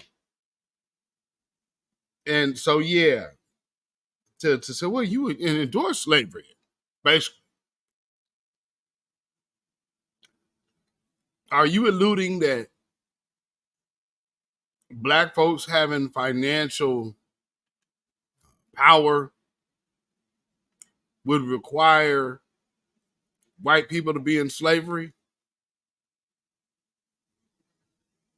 It's very interesting that's where he went. I just can't help but notice. You know what I'm saying? I just can't help but notice. Brother Sage in the building. What is going on, my brother? Oh, man, it's all gravy, brother. Good to see you in the house, man. Black first. Happy Friday as well, my brother. Now, let's check out more of this. Now, I want to know where you stand on that, because I can't see other things clearly unless I see this. I'll try and make it as clear as I can. If by integration, we believe that integration is hypocrisy. If you were going to use the word brotherhood, that's another thing. We don't believe in integration, but we do believe in brotherhood. Integration. But do you believe brotherhood is possible here? If anytime, sir, you have to pass a law that will make the white man accept you into his society, that's not brotherhood, that's hypocrisy. If a man holds a gun on you to make you put your arm around me and pretend that you love me, that's not brotherhood, that's hypocrisy. And if America, if this country has to pass laws to make the white people accept us into their educational system, and has to pass laws to make the white people accept us into their into better housing in their neighborhoods, then what that is, that's the government is holding a gun on the white man and making him pretend that he wants you and me to sit beside him. That is hypocrisy. The government is forcing the white man in America to become a race of hypocrites. Now, what he said, Byron Henderson, say he was trying to gaslight the brother. Yes, absolutely. That's what he was trying to do. Because again, trying to get him to go militant. Because what we need to do is we need to start getting our guns and we need to start taking, and that's where he wanted him to go. Didn't go there at all. The white man, with no laws passed whatsoever, would accept the black man into his school, would accept the black man into his neighborhood, would accept the black man into his social system, economic system, and political system without laws having to be passed, then we would go for that. We would say that that's brotherhood, that's voluntarily, and it will work. That's going to happen. Why, your common sense tells you, sir, that it's not going to happen. Then if you cannot do this through the constitutional methods of going into courts, of having laws, which I call integration, and if you cannot do it by the spirit, which you call brotherhood, then what do you see as the future for black people here, and why should they stay? Sir, the future for the black man in America, as we've been taught by the Honorable Elijah Muhammad, since you can see, and any intelligent person can see, that the white man is just not going to share his wealth with his ex-slave, or share his house with his ex-slave, or share his fields with his ex-slave, if the slave keeps pressing him. Sooner or later, there has to be a showdown. If the white man, the slave master, does not want the ex-slave in his house, then he has to let that slave go for himself and find a house for himself. Now, Mr. Muhammad, the Honorable Elijah Muhammad, our leader and teacher, teaches us this, that God has taught him that the only solution for the slave and the slave master is separation. So then you do believe in separation. We absolutely believe in separation. Right. Now, we believe that separation is divine. Right. Now, if there is to be divine separation, are you people being logical? Are you saying then we ought to take over, let us say, an area of the United States which is predominantly Negro and send more and more in until we control it? Or are you being logical by saying, let's get outside of here? I think both is logical. It's logical when you find that you can't get along with a man in peace to set up house somewhere else. Now, when we say that, when the Honorable Elijah Muhammad teaches us that God has declared that the black man in America must have some land of his own, that means he must have some land of his own. Yeah. The land doesn't have to be in Asia. The land doesn't have to be in Africa. The land doesn't have to be in Canada. The land can be anywhere. And if right here in America, since, as you say, we've been such good workers and faithful citizens, I'd rather say faithful servants, right. We haven't received any payment for our labor. It would only be just if the master, if his intention is good, since he knows he's not going to bring about this integration, the best thing for him to do is let us have some of these states. And we can go into these states instead of begging him to live next door to him. We can go into these states and set up farms and feed our own people, set up factories and manufacture clothing and other utilities for our own people, set up businesses where we can make jobs for our own people. And this will keep us from having to beg him for that which he has set up for his people. Right. In other words, then, Daily News is right in describing your movement as being an apartheid movement. They compared you to South Africa, where they say the whites should be in one place, the Negroes in another. It seems to me that what you're saying is pretty much the same. Now, that is so disingenuous of this dude. How disingenuous of this dude. Now, separation is not apartheid. And apartheid is separation based on oppression. What Malcolm is getting at. And now I think if you start hearing what he's saying with the late days of Dr. King, you know, and there's been, you know, reports that that their relationship was more tight than we were being allowed to see. So when you are listening to what this brother is talking about right now, we are witnessing some of everything he's saying is relative to today. Now, what I also want y'all to keep in mind, a lot of these old politicians that are in office right now were the understudies of those same racist politicians back then, and we're already in the mix to carry on the legacy of anti-blackness and benign neglect policies in America, and also making sure that we never get reparations. You know what I'm saying? No, sir. We don't feel that the Daily News is qualified to classify us as anything or compare us with any South African philosophy, because number one, the people in South Africa are some people who left Europe and went into Africa, a continent that is not theirs, and took it over from the black people to whom it belonged, and they are now there advocating white supremacy, which is a false doctrine. They're advocating black inferiority, which is another false doctrine, and they're basing their entire governmental system on the continued existence of a country, they're staying on a continent that they don't belong in, and also ruling over some people that they have no authority over.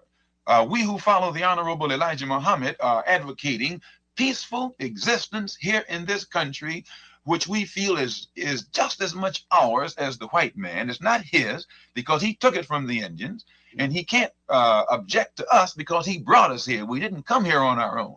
We didn't come here voluntarily. He put us in chains and brought us here, and then worked us for nothing for 310 years without paying us one day's labor. Now, I would like to point this out, Mr. Rustin. If you have 100 people who work for you for nothing for a week, you make a profit. If you have 1 million people who work for you for nothing for a year, you become wealthy. Well, then when you have millions of black people whom you can work for nothing for 310 years, you can easily see why America became the wealthiest and the most powerful country on earth faster than any country in history. But here you have 20 million black people today whose parents were worked for 310 years for nothing. What do they have coming for them? Not only did their parents work 310 years for nothing like an animal, but their parents also were the most faithful soldiers that the master had. What payment have they gotten? And today, they're not asking for much. They're not asking for what someone else would ask. Instead of asking for something that's real, they're asking their master to let them occupy one of the rooms in his house, or one of the rooms with him in his house. Now, this is still not asking for something. If America gave the black man here half of this country, they wouldn't be giving us anything. They worked our mothers and fathers for 310 years with no pay. The Senate, the Congress, and the U.S. Supreme Court found it necessary to appropriate funds to repay billions of dollars to the Indians for land that was taken from the Indians 300 or 400 years ago. And if this generation of whites will recognize a debt incurred by the former generations of whites to the former generations of Indians, then this same generation of whites also must recognize debts incurred by the former generations of white to you and my forefathers. And if their own courts decree that they should pay the Indian today for what was done to the former generations of Indians, don't you think that God is more just than the court system of America? And if the court system of America says that the Indians must be paid, what do you think God would say that America must do in payment to 20 million black people who worked here for nothing for 310 years? Now, payment, payment, payment, payment, wealth, payment, wealth, wealth, wealth, payment. Money, money being made, building, building, building, money, building the wealth of America, building the system that is oppressing you.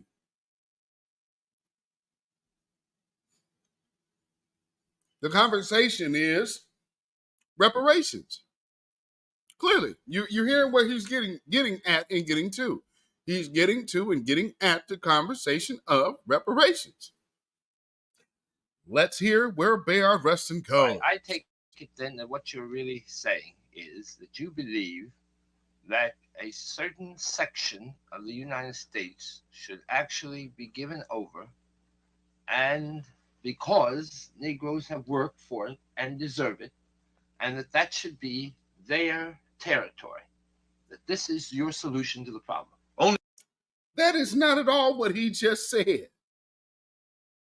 So do you see how he just saw? So he's trying to go back into this conversation of get this territory, get this territory. He's pushing that really hard. Malcolm X just clearly ran it down the reason why you need to be given reparations.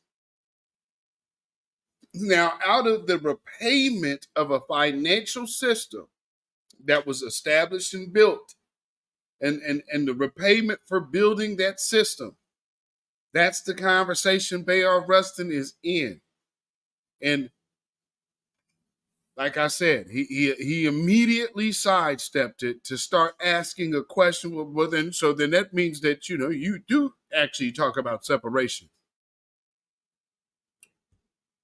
This is not a separation conversation when you're talking about repairing the group. And so what Bayard Rustin is tactically doing, and that part you should pay a lot of attention to, because think about this. We're coming to get our check. And then shortly after that, Dr. Martin Luther King gone. So when and then this brother broke off from the Nation of Islam and then really started heavily getting on the people's business. And that was the problem. You're not tying things up in religion. You're literally doing it with the people. So even you seen Brother Malcolm's transformation and metamorphosis of sorts to even moving in, which again, he would be the perfect type of model to look at to say, this is where someone started. This is how they ended up growing. And this is the birth of their transformation. But then this is the evolution of their transformation, and pulled religion out and started building coalitions of us outside of the confines of religion or anything. It was blanket black. And so what they're seeing us do again with our delineation, Malcolm X in this debate so far has told you about our situation being absolutely different than any other melanated person on the planet. So that's how you can identify our lineage as issues. Second, he keeps talking about the what should be done and what is the righteous act that needs to take place for repairing a group of people who built the world's economy and all of America's wealth. How do you replay that? What's the righteous thing to do there? The only solution is separation. Separation. Not integration. Now that we've got that clear, it seems to me we can go back and build on that. me because to he raise wanted to some get other away from the questions with you. finance. Now, how do you see the Negro now? And I'm all in favor, you see, of doing away with dope and alcohol and profanity and the like. This is all to the good. But whether you like it or not, this is no answer to the ultimate problem which you face. Now, given the fact that Moses kept the children of Israel in the desert for 40 years in order to do away with their slave mentality and to build up a new leadership, he also had to know precisely where he was going to take them. He had to... You know, it goes to show how a lot of, and this has happened a lot with certain communities, because, you know, truth be told, God is not close to their lifestyle. And clearly, he's never even read the book of Genesis. So, or Exodus. So I guess, you know, all of those first few books, you know, like, hey, Bayard. There's a book called Exodus that completely covers this entire topic. You know, it might behoove you, and you know, with like, that's kind of odd too, because like, well, there's the book of Joshua too. So there's a few books to choose from that you could obviously know that the children of Israel and Moses did not lead them out of the land of bondage, knowing where they were going. All they know that and knew is that they were leaving. Another good thing to know about that, and it's always funny to me when people talk about this back to Africa thing. Okay, in the Bible where Pharaoh was letting the children of Israel go, letting them leave Egypt free at first. They left with food, clothes, and gold and weapons to a certain defense. They weren't completely defenseless. So when Moses said, let my people go, and the children of Israel was let out of there in Red Sea parts, he didn't know where they were going. He was led into the wilderness. So it's like, it's a whole story. But just in that quick snip, you know, he wanted to try to invoke a biblical point while completely getting it wrong. But why? Because the crowd that he is catering to, you may not be a hardcore Nation of Islam, but you may just be a black down brother or sister from the neighborhood. And so this type of sneaky talk, that's for you. Have a piece of land. Now you want a piece of land here. Isn't there some inconsistency with your economic policy then in this regard? He Because never it seems said go to me back to what you Africa. are saying is Negroes should own their own stores. Negroes should become independent economically. Now, is this possible where you have Negroes spread over the country the way they are? You want them to buy land in Philadelphia, New York, and Texas, and what good is this? What are they going to do? Then give it up and move somewhere else? And what is the psychological implications of this? Well, first, sir, when you mentioned Moses, you mentioned the best example that you probably could have. You pointed out the people that Moses was leading were probably the closest parallel to the problem confronting the so-called Negro in America than any in the Bible. Moses' people were strangers in a land that wasn't theirs. The black man in America is a stranger in a land that's not his. Moses' people had a slave mentality. And when they were found, they were worshiping gods other than their own. They were worshiping in a religion other than their own. The Negro in America is the same way. He worships the white man's God, and he's following in the white man's religion. The Negro in America is in the same fix, socially, mentally, politically, economically, and spiritually as the people whom Moses grew up amongst in so-called in Egypt 4,000 years ago. Now then, if you recall, Moses didn't advocate integration. Moses advocated separation. At nowhere in that Bible can you show me where Moses went to his people and said, believe in the same God that your slave master believes in, or seek to integrate yourself with Pharaoh. Moses' one doctrine was separation. He told Pharaoh, God told me to tell you, let my people go. By go, that meant separate. That did not mean to seek integration in the house of bondage. It did not mean to seek the acceptance of the slave master. It did not mean to seek the friendship even of the slave master. It meant that just what Moses said, let my people go. And then he told his people, if you follow me, I will lead you to a land flowing with milk and honey. Moses never pointed out to anyone where that land was. God had instructed Moses up to that point. But Moses never told the people where he was taking them or what they would have to go through in order to get there. He said, follow me, and I'll lead you to a land flowing with milk and honey. And if you go back in that Bible, you'll find out some of them believed in him, but most of them were afraid of their slave master. They didn't believe that they could get along without Pharaoh. They didn't believe anybody could give them a job if Pharaoh didn't. They didn't believe anybody could put clothes on their back if Pharaoh. That's a slave mentality. They didn't believe that they could have an economic system free of pharaohs. That's a slave mentality. And today the same problem confronts the so-called Negro here in America. And unfortunately, it also plagues the Negro in America right now. And the same problem confronts the Honorable Elijah Muhammad. The same opposition that was put in the path of Moses is put in the path of the Honorable Elijah Muhammad today. If you notice, Pharaoh himself never opposed Moses. He always got magicians to oppose Moses.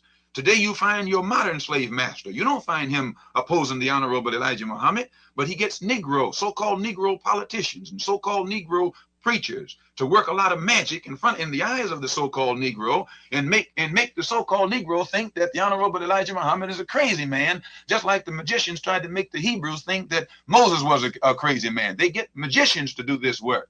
And the magician is the one who goes to the people and tries to make them think where this man Muhammad is crazy, he's going to get you all out here someplace and get all of you killed. But now, I want y'all to pay attention to fast forward. Like he's talking about what Elijah Muhammad was going through, the attacks on them.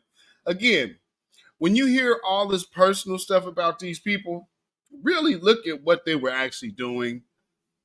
So there's a reason why they want their legacies besmirched, and don't think that these people will not put out a lie on you after you're gone. Look at Michael Jackson. Look at Michael Jackson. You know, there's no surviving Charlie Sheen. You know, just saying. Hooey, he is cooking. If you recall, and that's why I say I'm so glad that you mentioned that Moses parallel. We feel that the Honorable Elijah Muhammad is the modern Moses. Sometimes they refer to Paul as a modern Moses. I've heard them refer to Reverend Martin Luther King as a modern Moses. But no one can be a modern Moses until they first find out what did the ancient Moses do, and he advocated separation, not integration. Now, with that being said, also remember what Reverend Al Sharpton been doing, running around with the ADL, right? And then the other thing that they're talking about, especially with Kamala Harris as well, coalition, meaning mesh all of our stuff into one. And what he's saying, if you're following the philosophy of Moses was leading a people to be unto themselves. So if you identify like that, then you naturally would understand the best way for us to be is immersed in our own culture. Now, what happens? The rest of the world wants to come siphon off of our culture so they can, for monetary gain, and it'll help them. But at the end of the day, And also, like he said, with the magicians that come out here to do their magic tricks, those are the shields. All of these shields that are coming out. So like I said, now there is not just one person to attack. It is all of you. And so with all of you being out here in the world, being, who knows what you do on your day jobs, and your interactions, you're coming and you're going. You're going to have people who are basically assigned to you because they know what the power people have. So even if you look at yourself and say, well, I don't know why anybody would be bothered and worried about me. Well, because one person, two people, three people, four people, five people, six, so on and so forth. That's what they fear. So when you're seeing this, Bayard, just remember how long ago this is and the agenda Bayard Rustin is pushing. He advocated complete separation, not integration. And he didn't advocate passive resistance. He advocated an eye for an eye and a tooth for a tooth. What kind of teaching is it when you tell a slave to pray for those who despitefully use you, and it's the slave master who's despitefully using the slave? Love your enemy, and it's the slave master who's an enemy of the slave. As long as you teach a man that kind of philosophy and he eats it up, he'll remain a slave. Yeah, but you see, I am a great advocate of nonviolence. Now, if you would tell me where it is you're going to lead people, you see, where this land is, I might perhaps say, well, the important thing for me is not to talk about integration or to talk about getting involved in the economic and social and political life in America, because our objective is to get over there. But I don't know where you're going to go, and I don't think you do. Yes, we do. We can take some land right here, sir. How? Right here. Now, notice what Bayard keeps doing. His whole, okay, so you notice how you get trolls? So now Bayard Rustin is kind of trolling because he's already explained that separation does not require leaving America for black people. So what he keeps pushing is, so where are you going to go in Africa? Where are you going to go in Africa? So what place in Africa? He's already identified for you that anywhere where you can see fit to have a place, whether it be here, there, or anywhere, this dude keeps honing in on Africa. Well, what about Africa? Africa. Now, there's a two-part thing to that. Number one, get you to start taking claim in Africa, which is an empty, that's a nothing burger. Because you're getting nothing, because they have nothing for you to give or get. And then you're forfeiting your claim here with that notion. So mentally, you take yourself out of your own claim here. So it's crafty. But remember, this dude was a freaking agent. Well, not really an agent, just a rat snitch. But nonetheless, having the help of the federal agencies, It belongs to us. Yeah, but if you argue that these people are not going to permit you to integrate. We're not going to integrate. And if they're not going to be loving enough to accept you, do you think the economic fact is that they're going to give you 10, 12 states that are going to be turned over to Negroes? What states? Mr. Rustin. What states? The predicament that a man is in is what makes the man reach certain decisions, sometimes against his own will. Maybe you don't realize the predicament that America is in today in this world. America probably is in a more precarious position or predicament than any country has been in since time began. I agree with that. You don't have to fight that. Now, what is causing this predicament? It's the race problem. Yes, I agree with that. Who is the primary person involved in this race problem? The so-called Negro. Right. America's number one problem is the so-called Negro. What must we do? This is what Uncle Sam is saying. What must I do about this Negro problem? And whenever she's attacked, whenever America is attacked on the race problem in America, she's completely without anything to say. She can say nothing. Oh, she can say a lot. What can she say? I tell you exactly what. How can she justify the race problem that she exists here? She doesn't justify it. What does she do, sir? She says And don't misunderstand me. I have spent 25 years of my life. I've been in jail 22 times on the racial question. I've been on the chain gang. But no, dude, that wasn't on the racial question. I mean, maybe on some occasions, but some of those stints in jail, dude, were about your sexual degeneracy, brother. I do not say that her answer is a good one, but it is an answer to meet the situation.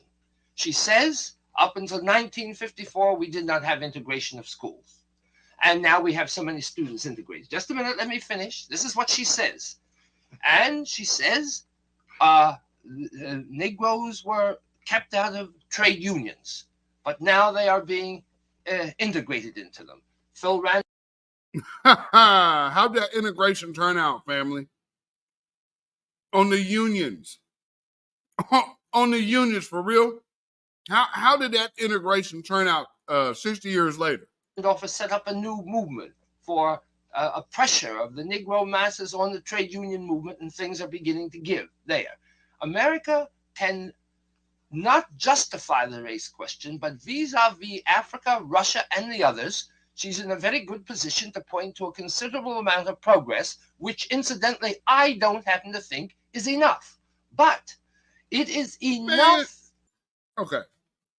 Listen to the progress, what he's calling progress. Progress is interracial sexual access. I mean, what? But integration, yo. This dude is acting like, okay, so the race problem in America, the one thing that the report card of America could speak, America would tell you that we've integrated schools.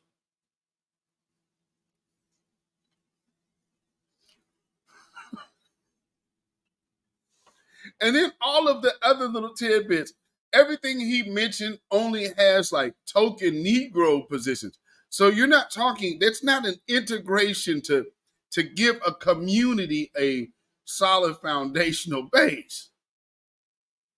There's no financial base or there's no bottom there.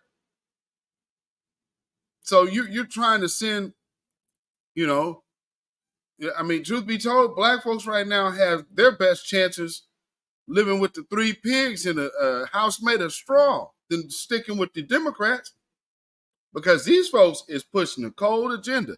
And again, I don't say go for the Republicans, but I will most definitely say vote your doggone interest, please. To keep the great majority of Negroes in a psychological position where I think you would find it extremely difficult to them to talk about going somewhere else. Now, you talk about Mohammed being able to get 10,000 people. I'm here to tell you that I helped Martin King organize a prayer pilgrimage to Washington in which we got 35,000 people, a youth march in which we got 20,000 people. I simply don't believe that until you have some kind of area where people could go to, that Rustin, the United States is going to take this seriously. Do you realize if I was a Christian in a Christian country, I wouldn't brag about out of 170 million people getting and in which there are 20 million black people, I wouldn't think it was any accomplishment to get 17,000 or 30,000 to Washington, D.C. for a prayer pilgrimage, when you got the Washington, D.C. itself has got umpteen, everybody down there is a Christian now. When the reason I said 10,000, sir, when you get like Billy Graham, if he draws 15,000 Christians out to a Christian rally in a Christian country, and then a man comes along who's a Muslim, which is a religion in direct opposition to Christianity, and he draws out a like number, the accomplishments cannot hardly be compared. Yeah, and, but now may I stop you here for a moment, because I think we've got to clarify something. When you say the followers of Muhammad are Mohammedans, Muslims. Muslims, not Mohammedan. Well, He Muslims. keeps doing that too, by the way. What you are talking about in Mohammedans. reality is not. Yeah. Now, see. Now think about that. How they do. How like old Phil Donahue. So we have Minister Louis Farrakhan, like the Louis Farrakhan here. So, Mr. Louis Farrakhan, why don't you tell us why you hate white people? I mean, they would always do that, brother. Like that. Never get his name right. So now you have Bayard Rustin going out of his way to talk about Mohammedans, or I don't know. He keeps trying to name the religion after Muhammad, and it's Islam. But again, you know, like I said, some people be into some different things, and like I said, certain deities were the base gods, or you know, they tend to. You might find the worship of them in certain circles more than others. And, you know, Bayard Rustin, it looks like a prime candidate.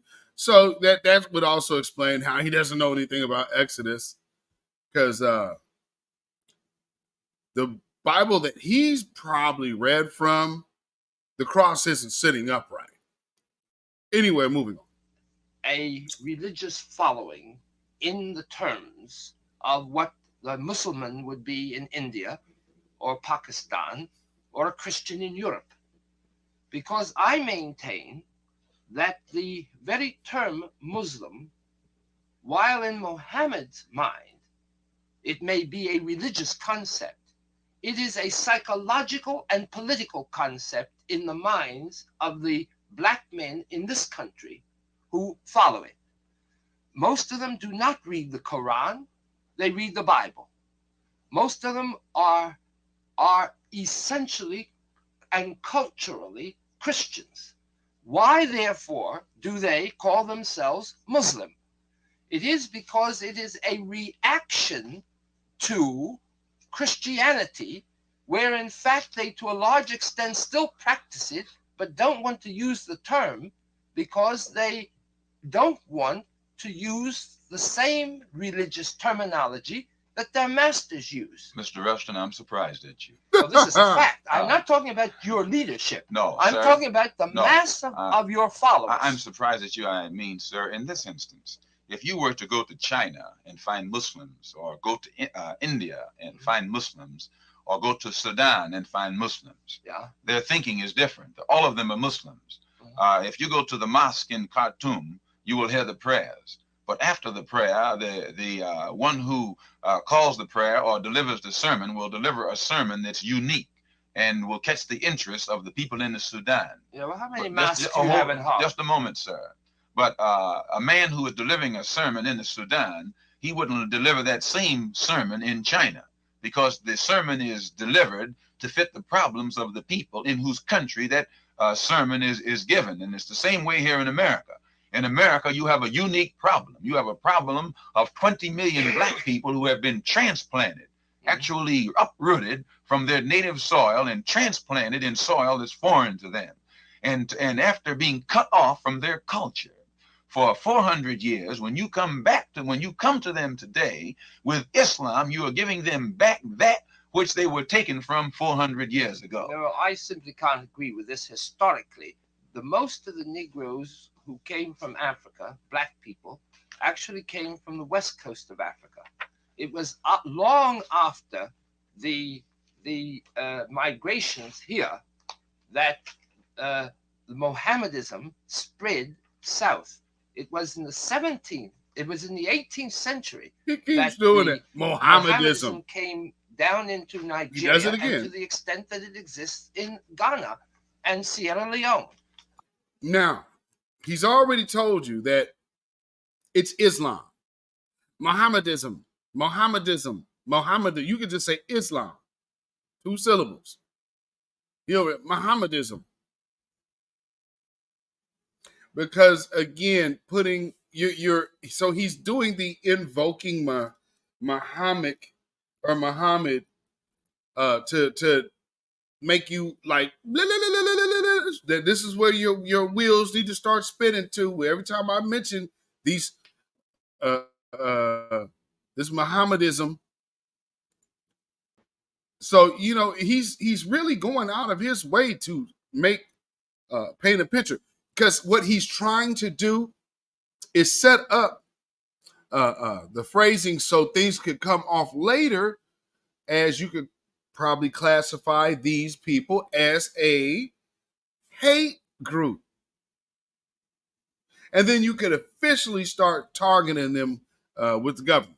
I think what most of us were when we came here were worshippers of something quite different. This is what the white man taught you. Sir, the white man taught you after bringing you here and stripping you of your original culture, getting it completely out of your mind. This is just what he did. He stripped you of your native tongue. But it was not Mohammedanism. Well, sir, in Time magazine, February the 16th, 1959, in an article on Sekou Touré, it speaks of the Mali Empire. The Mali Empire was one of the vastest empires in West Africa. I know about it. And it says this. Is speaking of the Mali Empire in Guinea, it says, let me find it here for you, sir. It says, though Africa was, until the Europeans came, the continent that could not write, it had known its times of glory. Guinea was once part of the powerful Mali Empire that stretched from the French Sudan on the upper reaches of the Niger to just short of West Africa's Atlantic coast. When its 14th century ruler, that's a period that predates the discovery of America, Mansa Musa made his pilgrimage to Mecca, he traveled with a caravan of 60,000 men, and among his camels were 80 that each bore 300 pounds of gold. Now, I cite this to say this. This sultan of the Mali Empire, his name was Mansa Musa. Musa is the Arabic pronunciation of Moses. He was a Muslim. He was making the pilgrimage to Mecca. Now, this was the entire Mali Empire. Timbuktu was the capital. Timbuktu was the center of learning. This shows the Muslim influence in that advanced area of West Africa before the discovery of America. Before America was discovered, they say that this man, Mansa Musa, built a swimming pool in the middle of the Sahara Desert. Now, you have to be an engineer, you have to be a genius to build a swimming pool on the seacoast. Yeah. Here's a black sultan, just a moment, sir, who built a swimming pool in the middle of the Sahara Desert. He couldn't have been a savage. If he was that far advanced in engineering to build a swimming pool in the middle of the desert, something the white man can't hardly do today, you can't say that the man's culture was a savage culture. Look, don't be the dead horse. I am not for a moment trying to say that there was not vast culture in West Africa. You said that it wasn't Islam. Just a moment. I said that the Islam spread from Timbuktu to the west coast of Africa. Timbuktu is on the west coast of Africa. Well, it's up in, my dear friend. I'm talking about the area from, I know Timbuktu is on the west coast of Africa. And this is the area here that most of the slaves came from, and not Timbuktu. Sir, this is Guinea down here. Guinea is a Muslim area, and was a Muslim area in that day. I would like to point out one more thing that the same article says. It will not be easy for Africa to be completely itself. It will not be easy. Let's see. In 4 short months, Guinea has apparently learned that independence is a relative thing. It will not be easy for Africa to be completely itself, for no other continent has been so swept by foreign influence. Islam stretches not only across its top, but deep into the south, as far as the lower reaches of the Belgian Congo. Northern Nigeria is as rigidly Muslim as Saudi Arabia, and political meetings in Guinea come to a halt at sunset when everyone troops out, chucks his shoes, and bows toward Mecca. Now, let me tell you, my friend, just so we get this historically clear in one illustration. All over the west of Africa, you find the finest art objects out of which Picasso and others developed Cubism and modern art. That came from the carving all over West Africa during the 17th and 18th century of figures with faces, hands. If Mohammedanism had really spread, we could not have had those artistic figures because, as you ought to know, the Mohammedans are not permitted to create figures in their art objects. Sir, and it was the spread of Mohammedanism later, which was in part due to the destruction of these art objects. Now, this is an historical fact, and I think we ought to get on. No, sir, there's one more point that I think it should be cleared up. When you spoke of the Muslims who follow the Honorable Elijah Muhammad as not being real Muslims as such, but just using that label to camouflage their continued Christian practices. I didn't say camouflage. I said that it was a reaction against.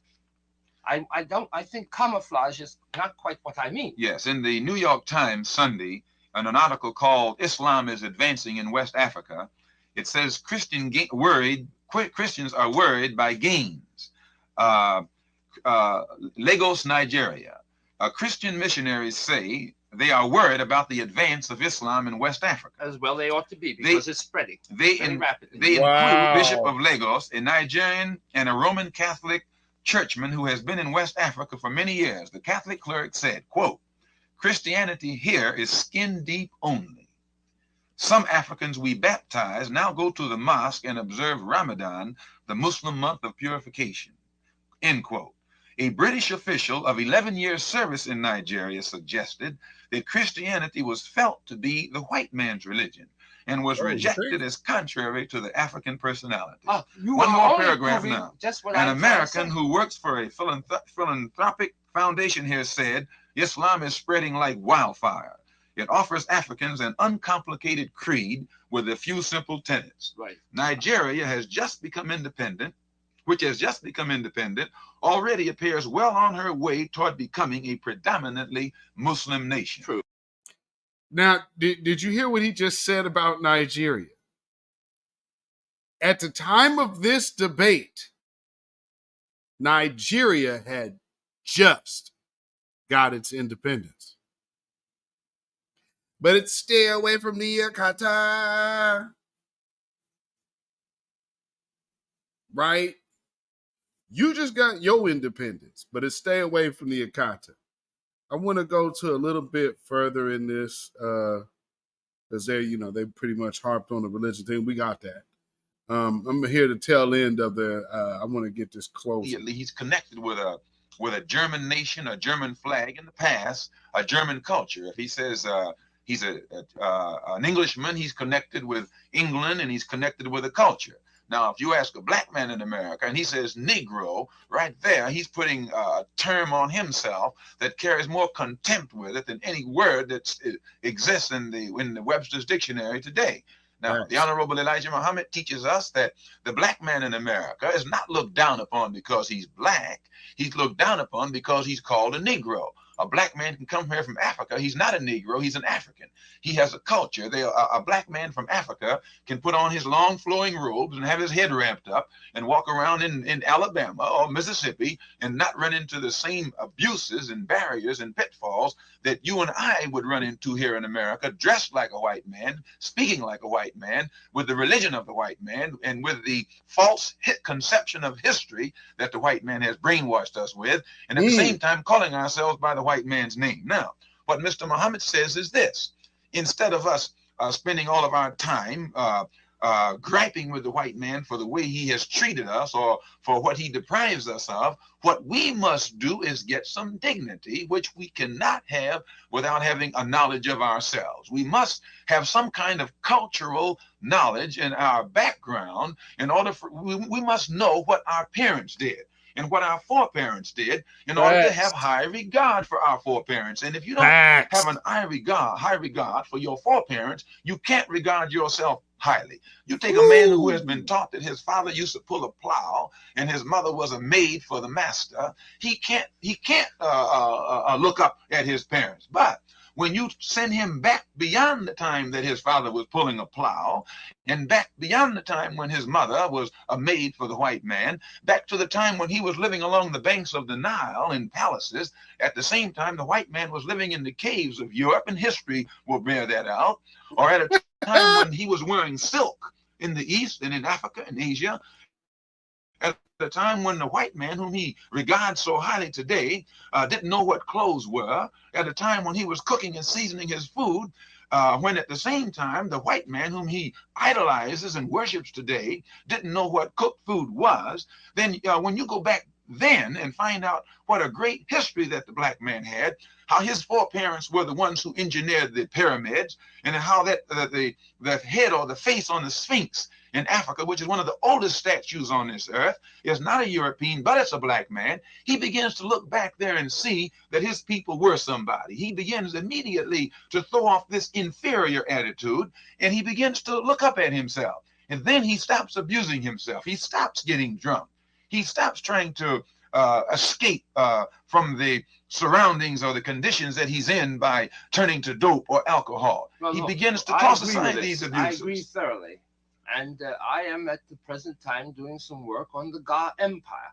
But, Precisely because I think this is important. It's very important. But now let me ask you another question, because I want to clarify your position on the Jewish question.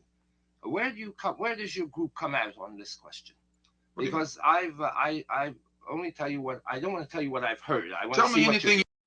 Now, there it is. We went this long, and there it is. So when black empowerment movements get going, all of a sudden, certain groups start taking interests. And then they send their little magicians, like Bayard Rustin here, and all these others. Boulay, the AKAs just had a big old DC get together right after they brought them over to the damn Capitol. Because the shill I know, who was trying to act like they weren't a shill and weren't part of a sorority, over there ski-wee at the White House, ski-wee. It's like, I know who you are. I'm not part of any sorority. And she at the White House.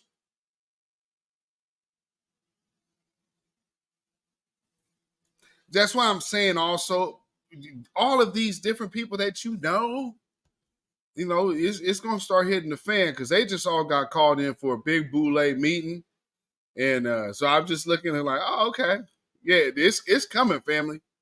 The wave of Boulay, beep, beep, beep, beep, beep, you stupid fools, is coming. And we're going to be misogynist and we hate women. See, that's where Sister Sean and the other sister tore them, cut the legs out for that right there. Because there's two women that got up there and got right at the DNC chair. He's the DNC chair. But you can see that kind of lean where his preference is, that is where his mind is. And by the way, Bayard Rustin, of the same community as our brother Torian Rain Reloaded always says, the Academy. You've heard, and I'll clarify it. Well, I have been given to understand that your position is, particularly in Harlem, that the Jews dominate, that one of the reasons that the Negro is so depressed how I is that dance the Jews around are exploiting him, and that the Jews are attempting to exploit the Arab world and stir up difficulties in the Middle East. I'd like to know whether this is a misunderstanding I have. I should say that we only have a few minutes more. Yes, sir. If you, sir, will read what the Honorable Elijah Muhammad has written, and he has written much, I don't think you can find an article where he has ever pointed out the Jew as an exploiter of the black man. He speaks of the exploiter period. He doesn't break it down in terms of a Frenchman or an Englishman or a Jew Yep. or a German. He speaks of the exploiter. And sometimes the man who is the most guilty of exploitation will think that you're pointing the finger at him and put out the propaganda that you're anti this or that you're anti that. We make no distinction between exploitation and exploiter. And there it is, ladies and gentlemen. And I have to agree with that wholeheartedly. Now, what do you mean when you say the man who is the most exploiting will put out propaganda? I say this, that usually when you find a man putting out propaganda against Muslims, usually that man feels that the finger is being pointed at him. But in other words, you think that many Jews feel that way? I don't know. But I say that you cannot find anything that the Honorable Elijah Muhammad has written or said that at any time will label the Jew as an exploiter. No, sir. But he speaks about the exploitation and the oppression and the deception that has been used against the black people of America. Now, the man that is guilty, let whoever is guilty wear that shoe. But he has never made a distinction between a Frenchman, again I say, or a Jew or a German or what have you. The exploiter is the exploiter. I don't care what kind of label you put on him, and he can't duck it. Thank you very much, Mr. Bayard, Rustin, and Mr. Malcolm X. Thank you, Mr. All right. And so that was the debate. And I hope you guys enjoyed that as well, because what I wanted to really do is let you guys hear and that's why I had to also play those other pieces as well, especially the one from the Hill, where you saw that Shield get so animated about defending Joe Biden's chances for 2024. Because again, these type of people were sent to disrupt our movements. You understand what I'm saying? They were literally sent to disrupt our movements. And you know, it's no different now than it was then. So we're gonna have a lot of folks coming out to woodwork every day to come be disruptive to this thing here. But we already understand that, you know, a lot of it has to do with, number one, how we are taking our own power into our own hands, our destiny into our own hands, and our identity is not being given to us, but we are giving it to everyone else around the world who we are.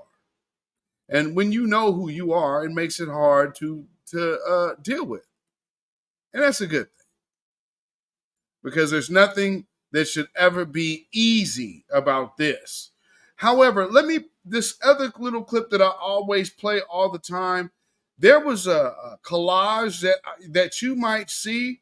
This dude that's in this video is also a cat closely associated with Bayard Rustin. I think you're right there. I would not limit our employment demands to Negroes. I would include Puerto Ricans and other minorities throughout our country, which have been similarly discriminated against, though not for so long a period of time as Negroes. Puerto Ricans weren't enslaved. Yeah, this is a problem that stems from slavery. And this compensation, yes, sir, this compensation is coming to people who were enslaved by the white man for 400 years. The Puerto Ricans don't even fit into this picture. Well, they do fit into it. No, they do fit into it. The problem is the Negro problem. They're not lynching Puerto Ricans. If a dark-skinned Puerto Rican went down to Mississippi, he probably would be lynched too. Spanish, he wouldn't be lynched. No, they don't. It's the Negro here, and as long as he can speak Spanish or some other language, or if he ties his head up with a turban or something, he can go anywhere in Mississippi or in your home that he desires. You're not aware of the fact, are you, that African students have been arrested in our demonstrations in the South? When they speak French. When they have been mistaken for the so-called Negro in America, they've been arrested. What I'm saying is...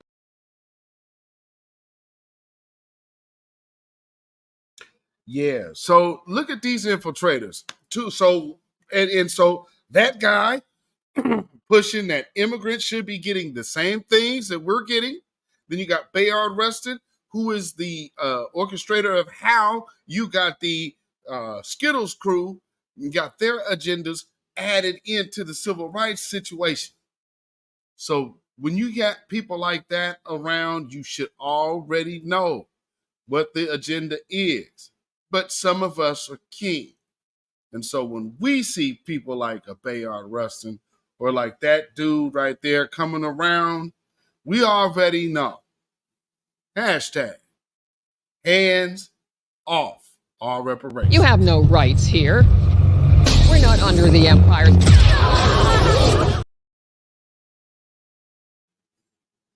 Babylon is fallen. Babylon is fallen. Let it fall. And let us rise. Yes, indeed. Can you dig it? So, we see that the DNC is obviously worried, but not trying to admit it.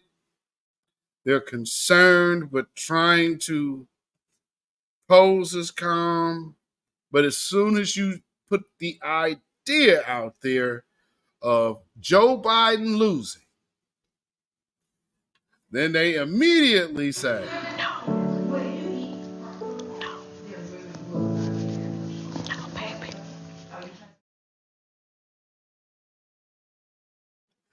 But truth be told, for all of those, and for those of you who be like, yeah, it's not right, let me tell you something.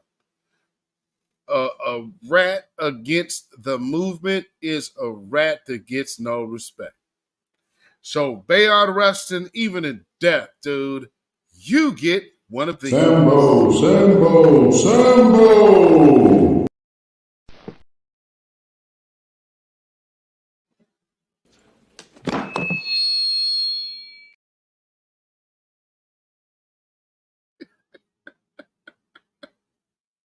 Now, for the Biden sexuals over there on the corner. And I'm telling you, as a psychologist, I'm not going to be able to psychologize all of them on the corner. Some of them going to sleep from God. And I'm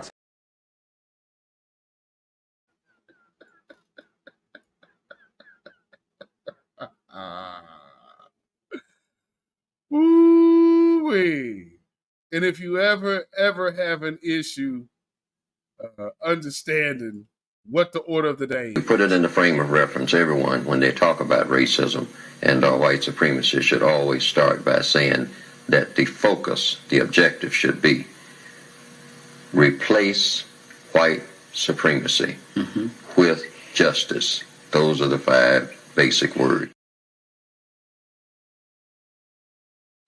And if you listen to Bayard Rustin, and you can just go throughout what all of his little different videos that are out there in clips, and just check him out.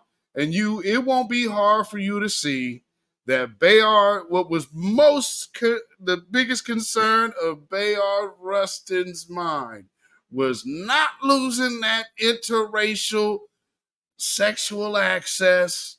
And this is how Bayard Rustin seen himself in the mirror. He's like, I gotta get out here and stop this black nationalism stuff. No medicine, there'd be no mayonnaise. No medicine, there'd be no mayonnaise. No medicine, there'd be no mayonnaise. No medicine.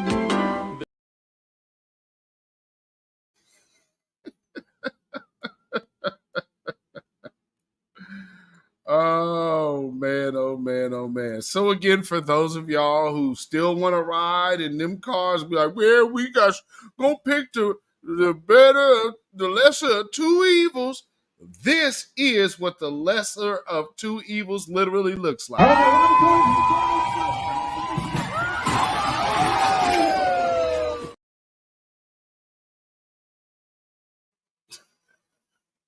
You riding with both of them without a seatbelt or a helmet, you might get hurt. And so with us, we are just looking at things differently at the grassroots. And right now, I'm telling y'all think I've been playing. I mean, it's a joke, but it really is true. One comes over here, Joe Biden gets one of these 1 week, an immigrant comes over here, 2 weeks go by, and they're like, oh man, just like the sister said, they getting $7,000 in benefits out there. how much money is going out of the door for illegal invaders? Because they coming over here calling back home like,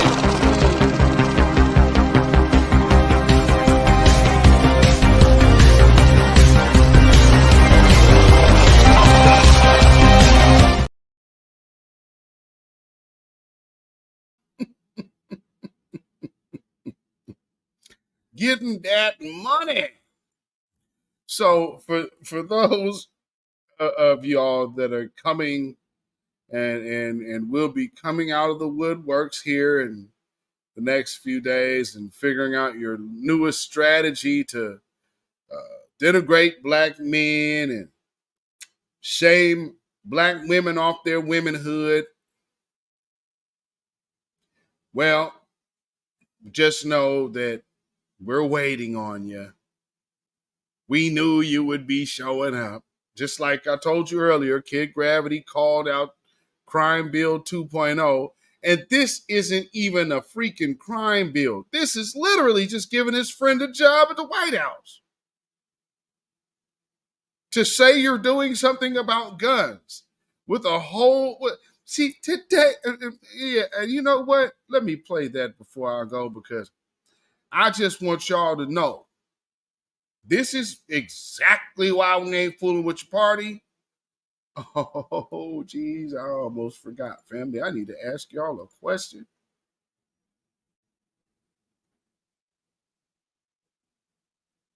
I need to ask y'all a question before we go. I'm not overly, I'm not really into like professional sports, but I catch a, game here and there. But I gotta ask, I believe this is some of Kamala Harris's people. And while we all be acting like we all the same just because we got melanin, we really not. And so because we're not, there is a particular sport that I don't know what it is. So I want y'all to, if y'all could help me out, does anyone know what this sport is called?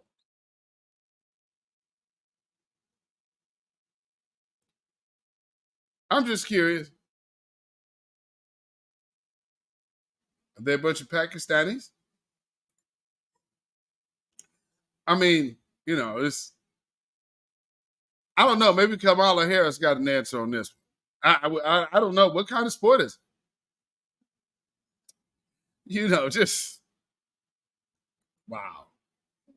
So, yeah, so if anybody knows what sport that is, let me know. Put it in the comments if you're looking at the replay. So if you have, especially if you have hung out to replay this long, and even if you hate watching, thank you for watching. Make sure you hit that like button on the way out. And also, again, for you Biden sexuals, this is what you're trying to sell us, fam. Hey, everybody. So I have some big news to share. We are announcing the creation of the first ever White House Office of Gun Violence Prevention. And we are doing this work in large part because of the activism, the organizing, the marching, the voting of all of you leaders, be it students, parents, teachers, community leaders, who understand that living free from gun violence should be a right. So we're going to work on this together. We're going to continue to fight for reasonable gun safety laws and for the ability of all people to live their best lives free from fear, free from violence. Thank you for all that you have done and continue to do.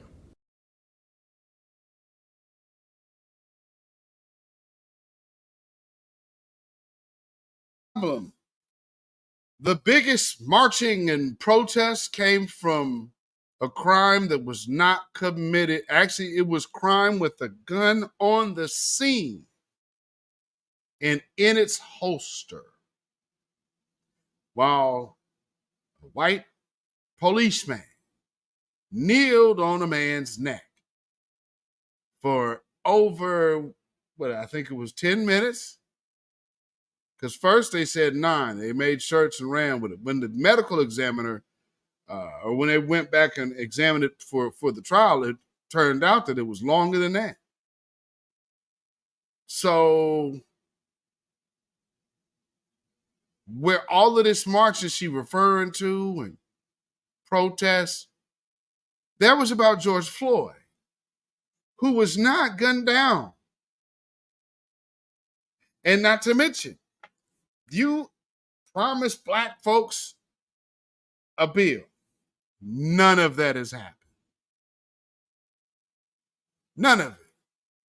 So they're trying to sell it as something, but it is not. And so for Biden sexuals trying to sell this to us, family, I could just simply tell you, I speak for myself. Those of us here at Beatzilla PDX official news broadcast here. So the Beatzilla PDX official show. And those of you in the chat, the grassroots, and the new voices of black media, the voices of new black media. Not to be confused with the whack Boule brigade that once was. But no, we speak for all of those positive B1 individuals involved when we proudly dedicate this song to you. Get up off of that cocaine and get up off of that crack. Get yourself together and get your mind back.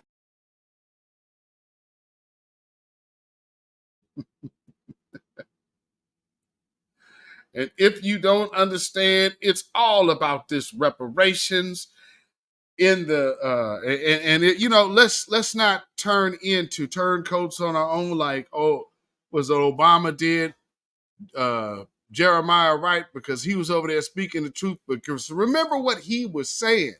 What he was talking about was Hillary Clinton. Now here we got Joe Biden, and Joe Biden actually has a lot of policies that harmed us, So shout out to Jeremiah Wright, because he was correct. First was the controversial Reverend Jeremiah Wright. I say America, America's mother, America's daddy, America can eat a dick, America can lick the balls.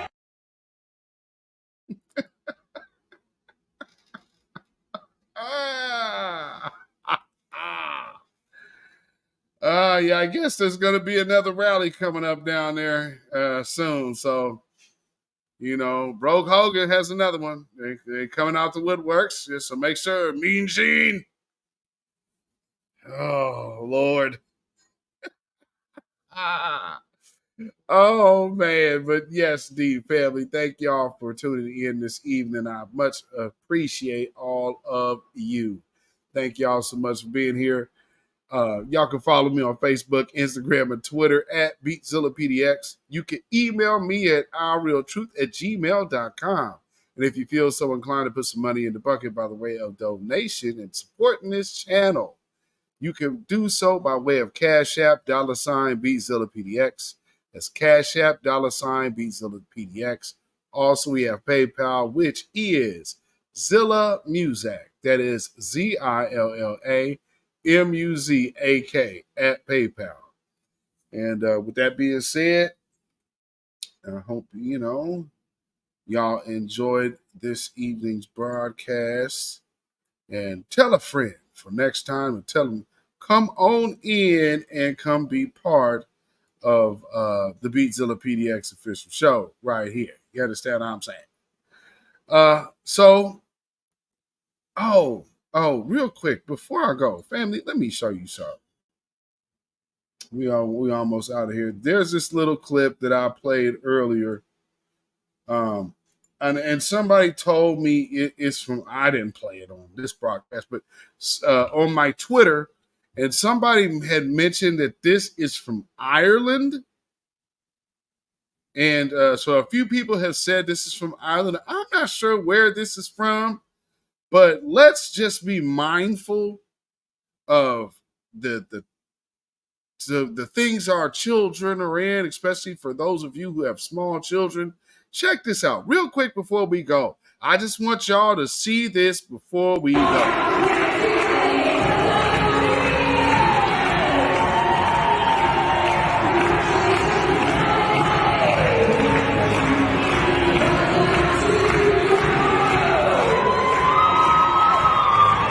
Oh, we're listening to the music.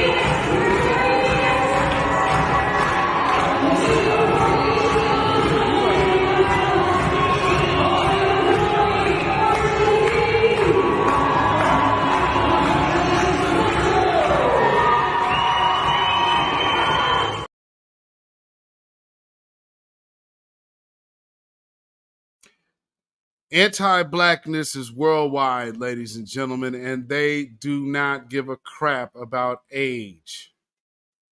Some people say, oh, well, you know, it's racist that do this. Yeah, but then you'll turn around and do stuff like this to children. So there's that. So I do believe that was in Ireland. Hopefully everybody still got fired as they should have.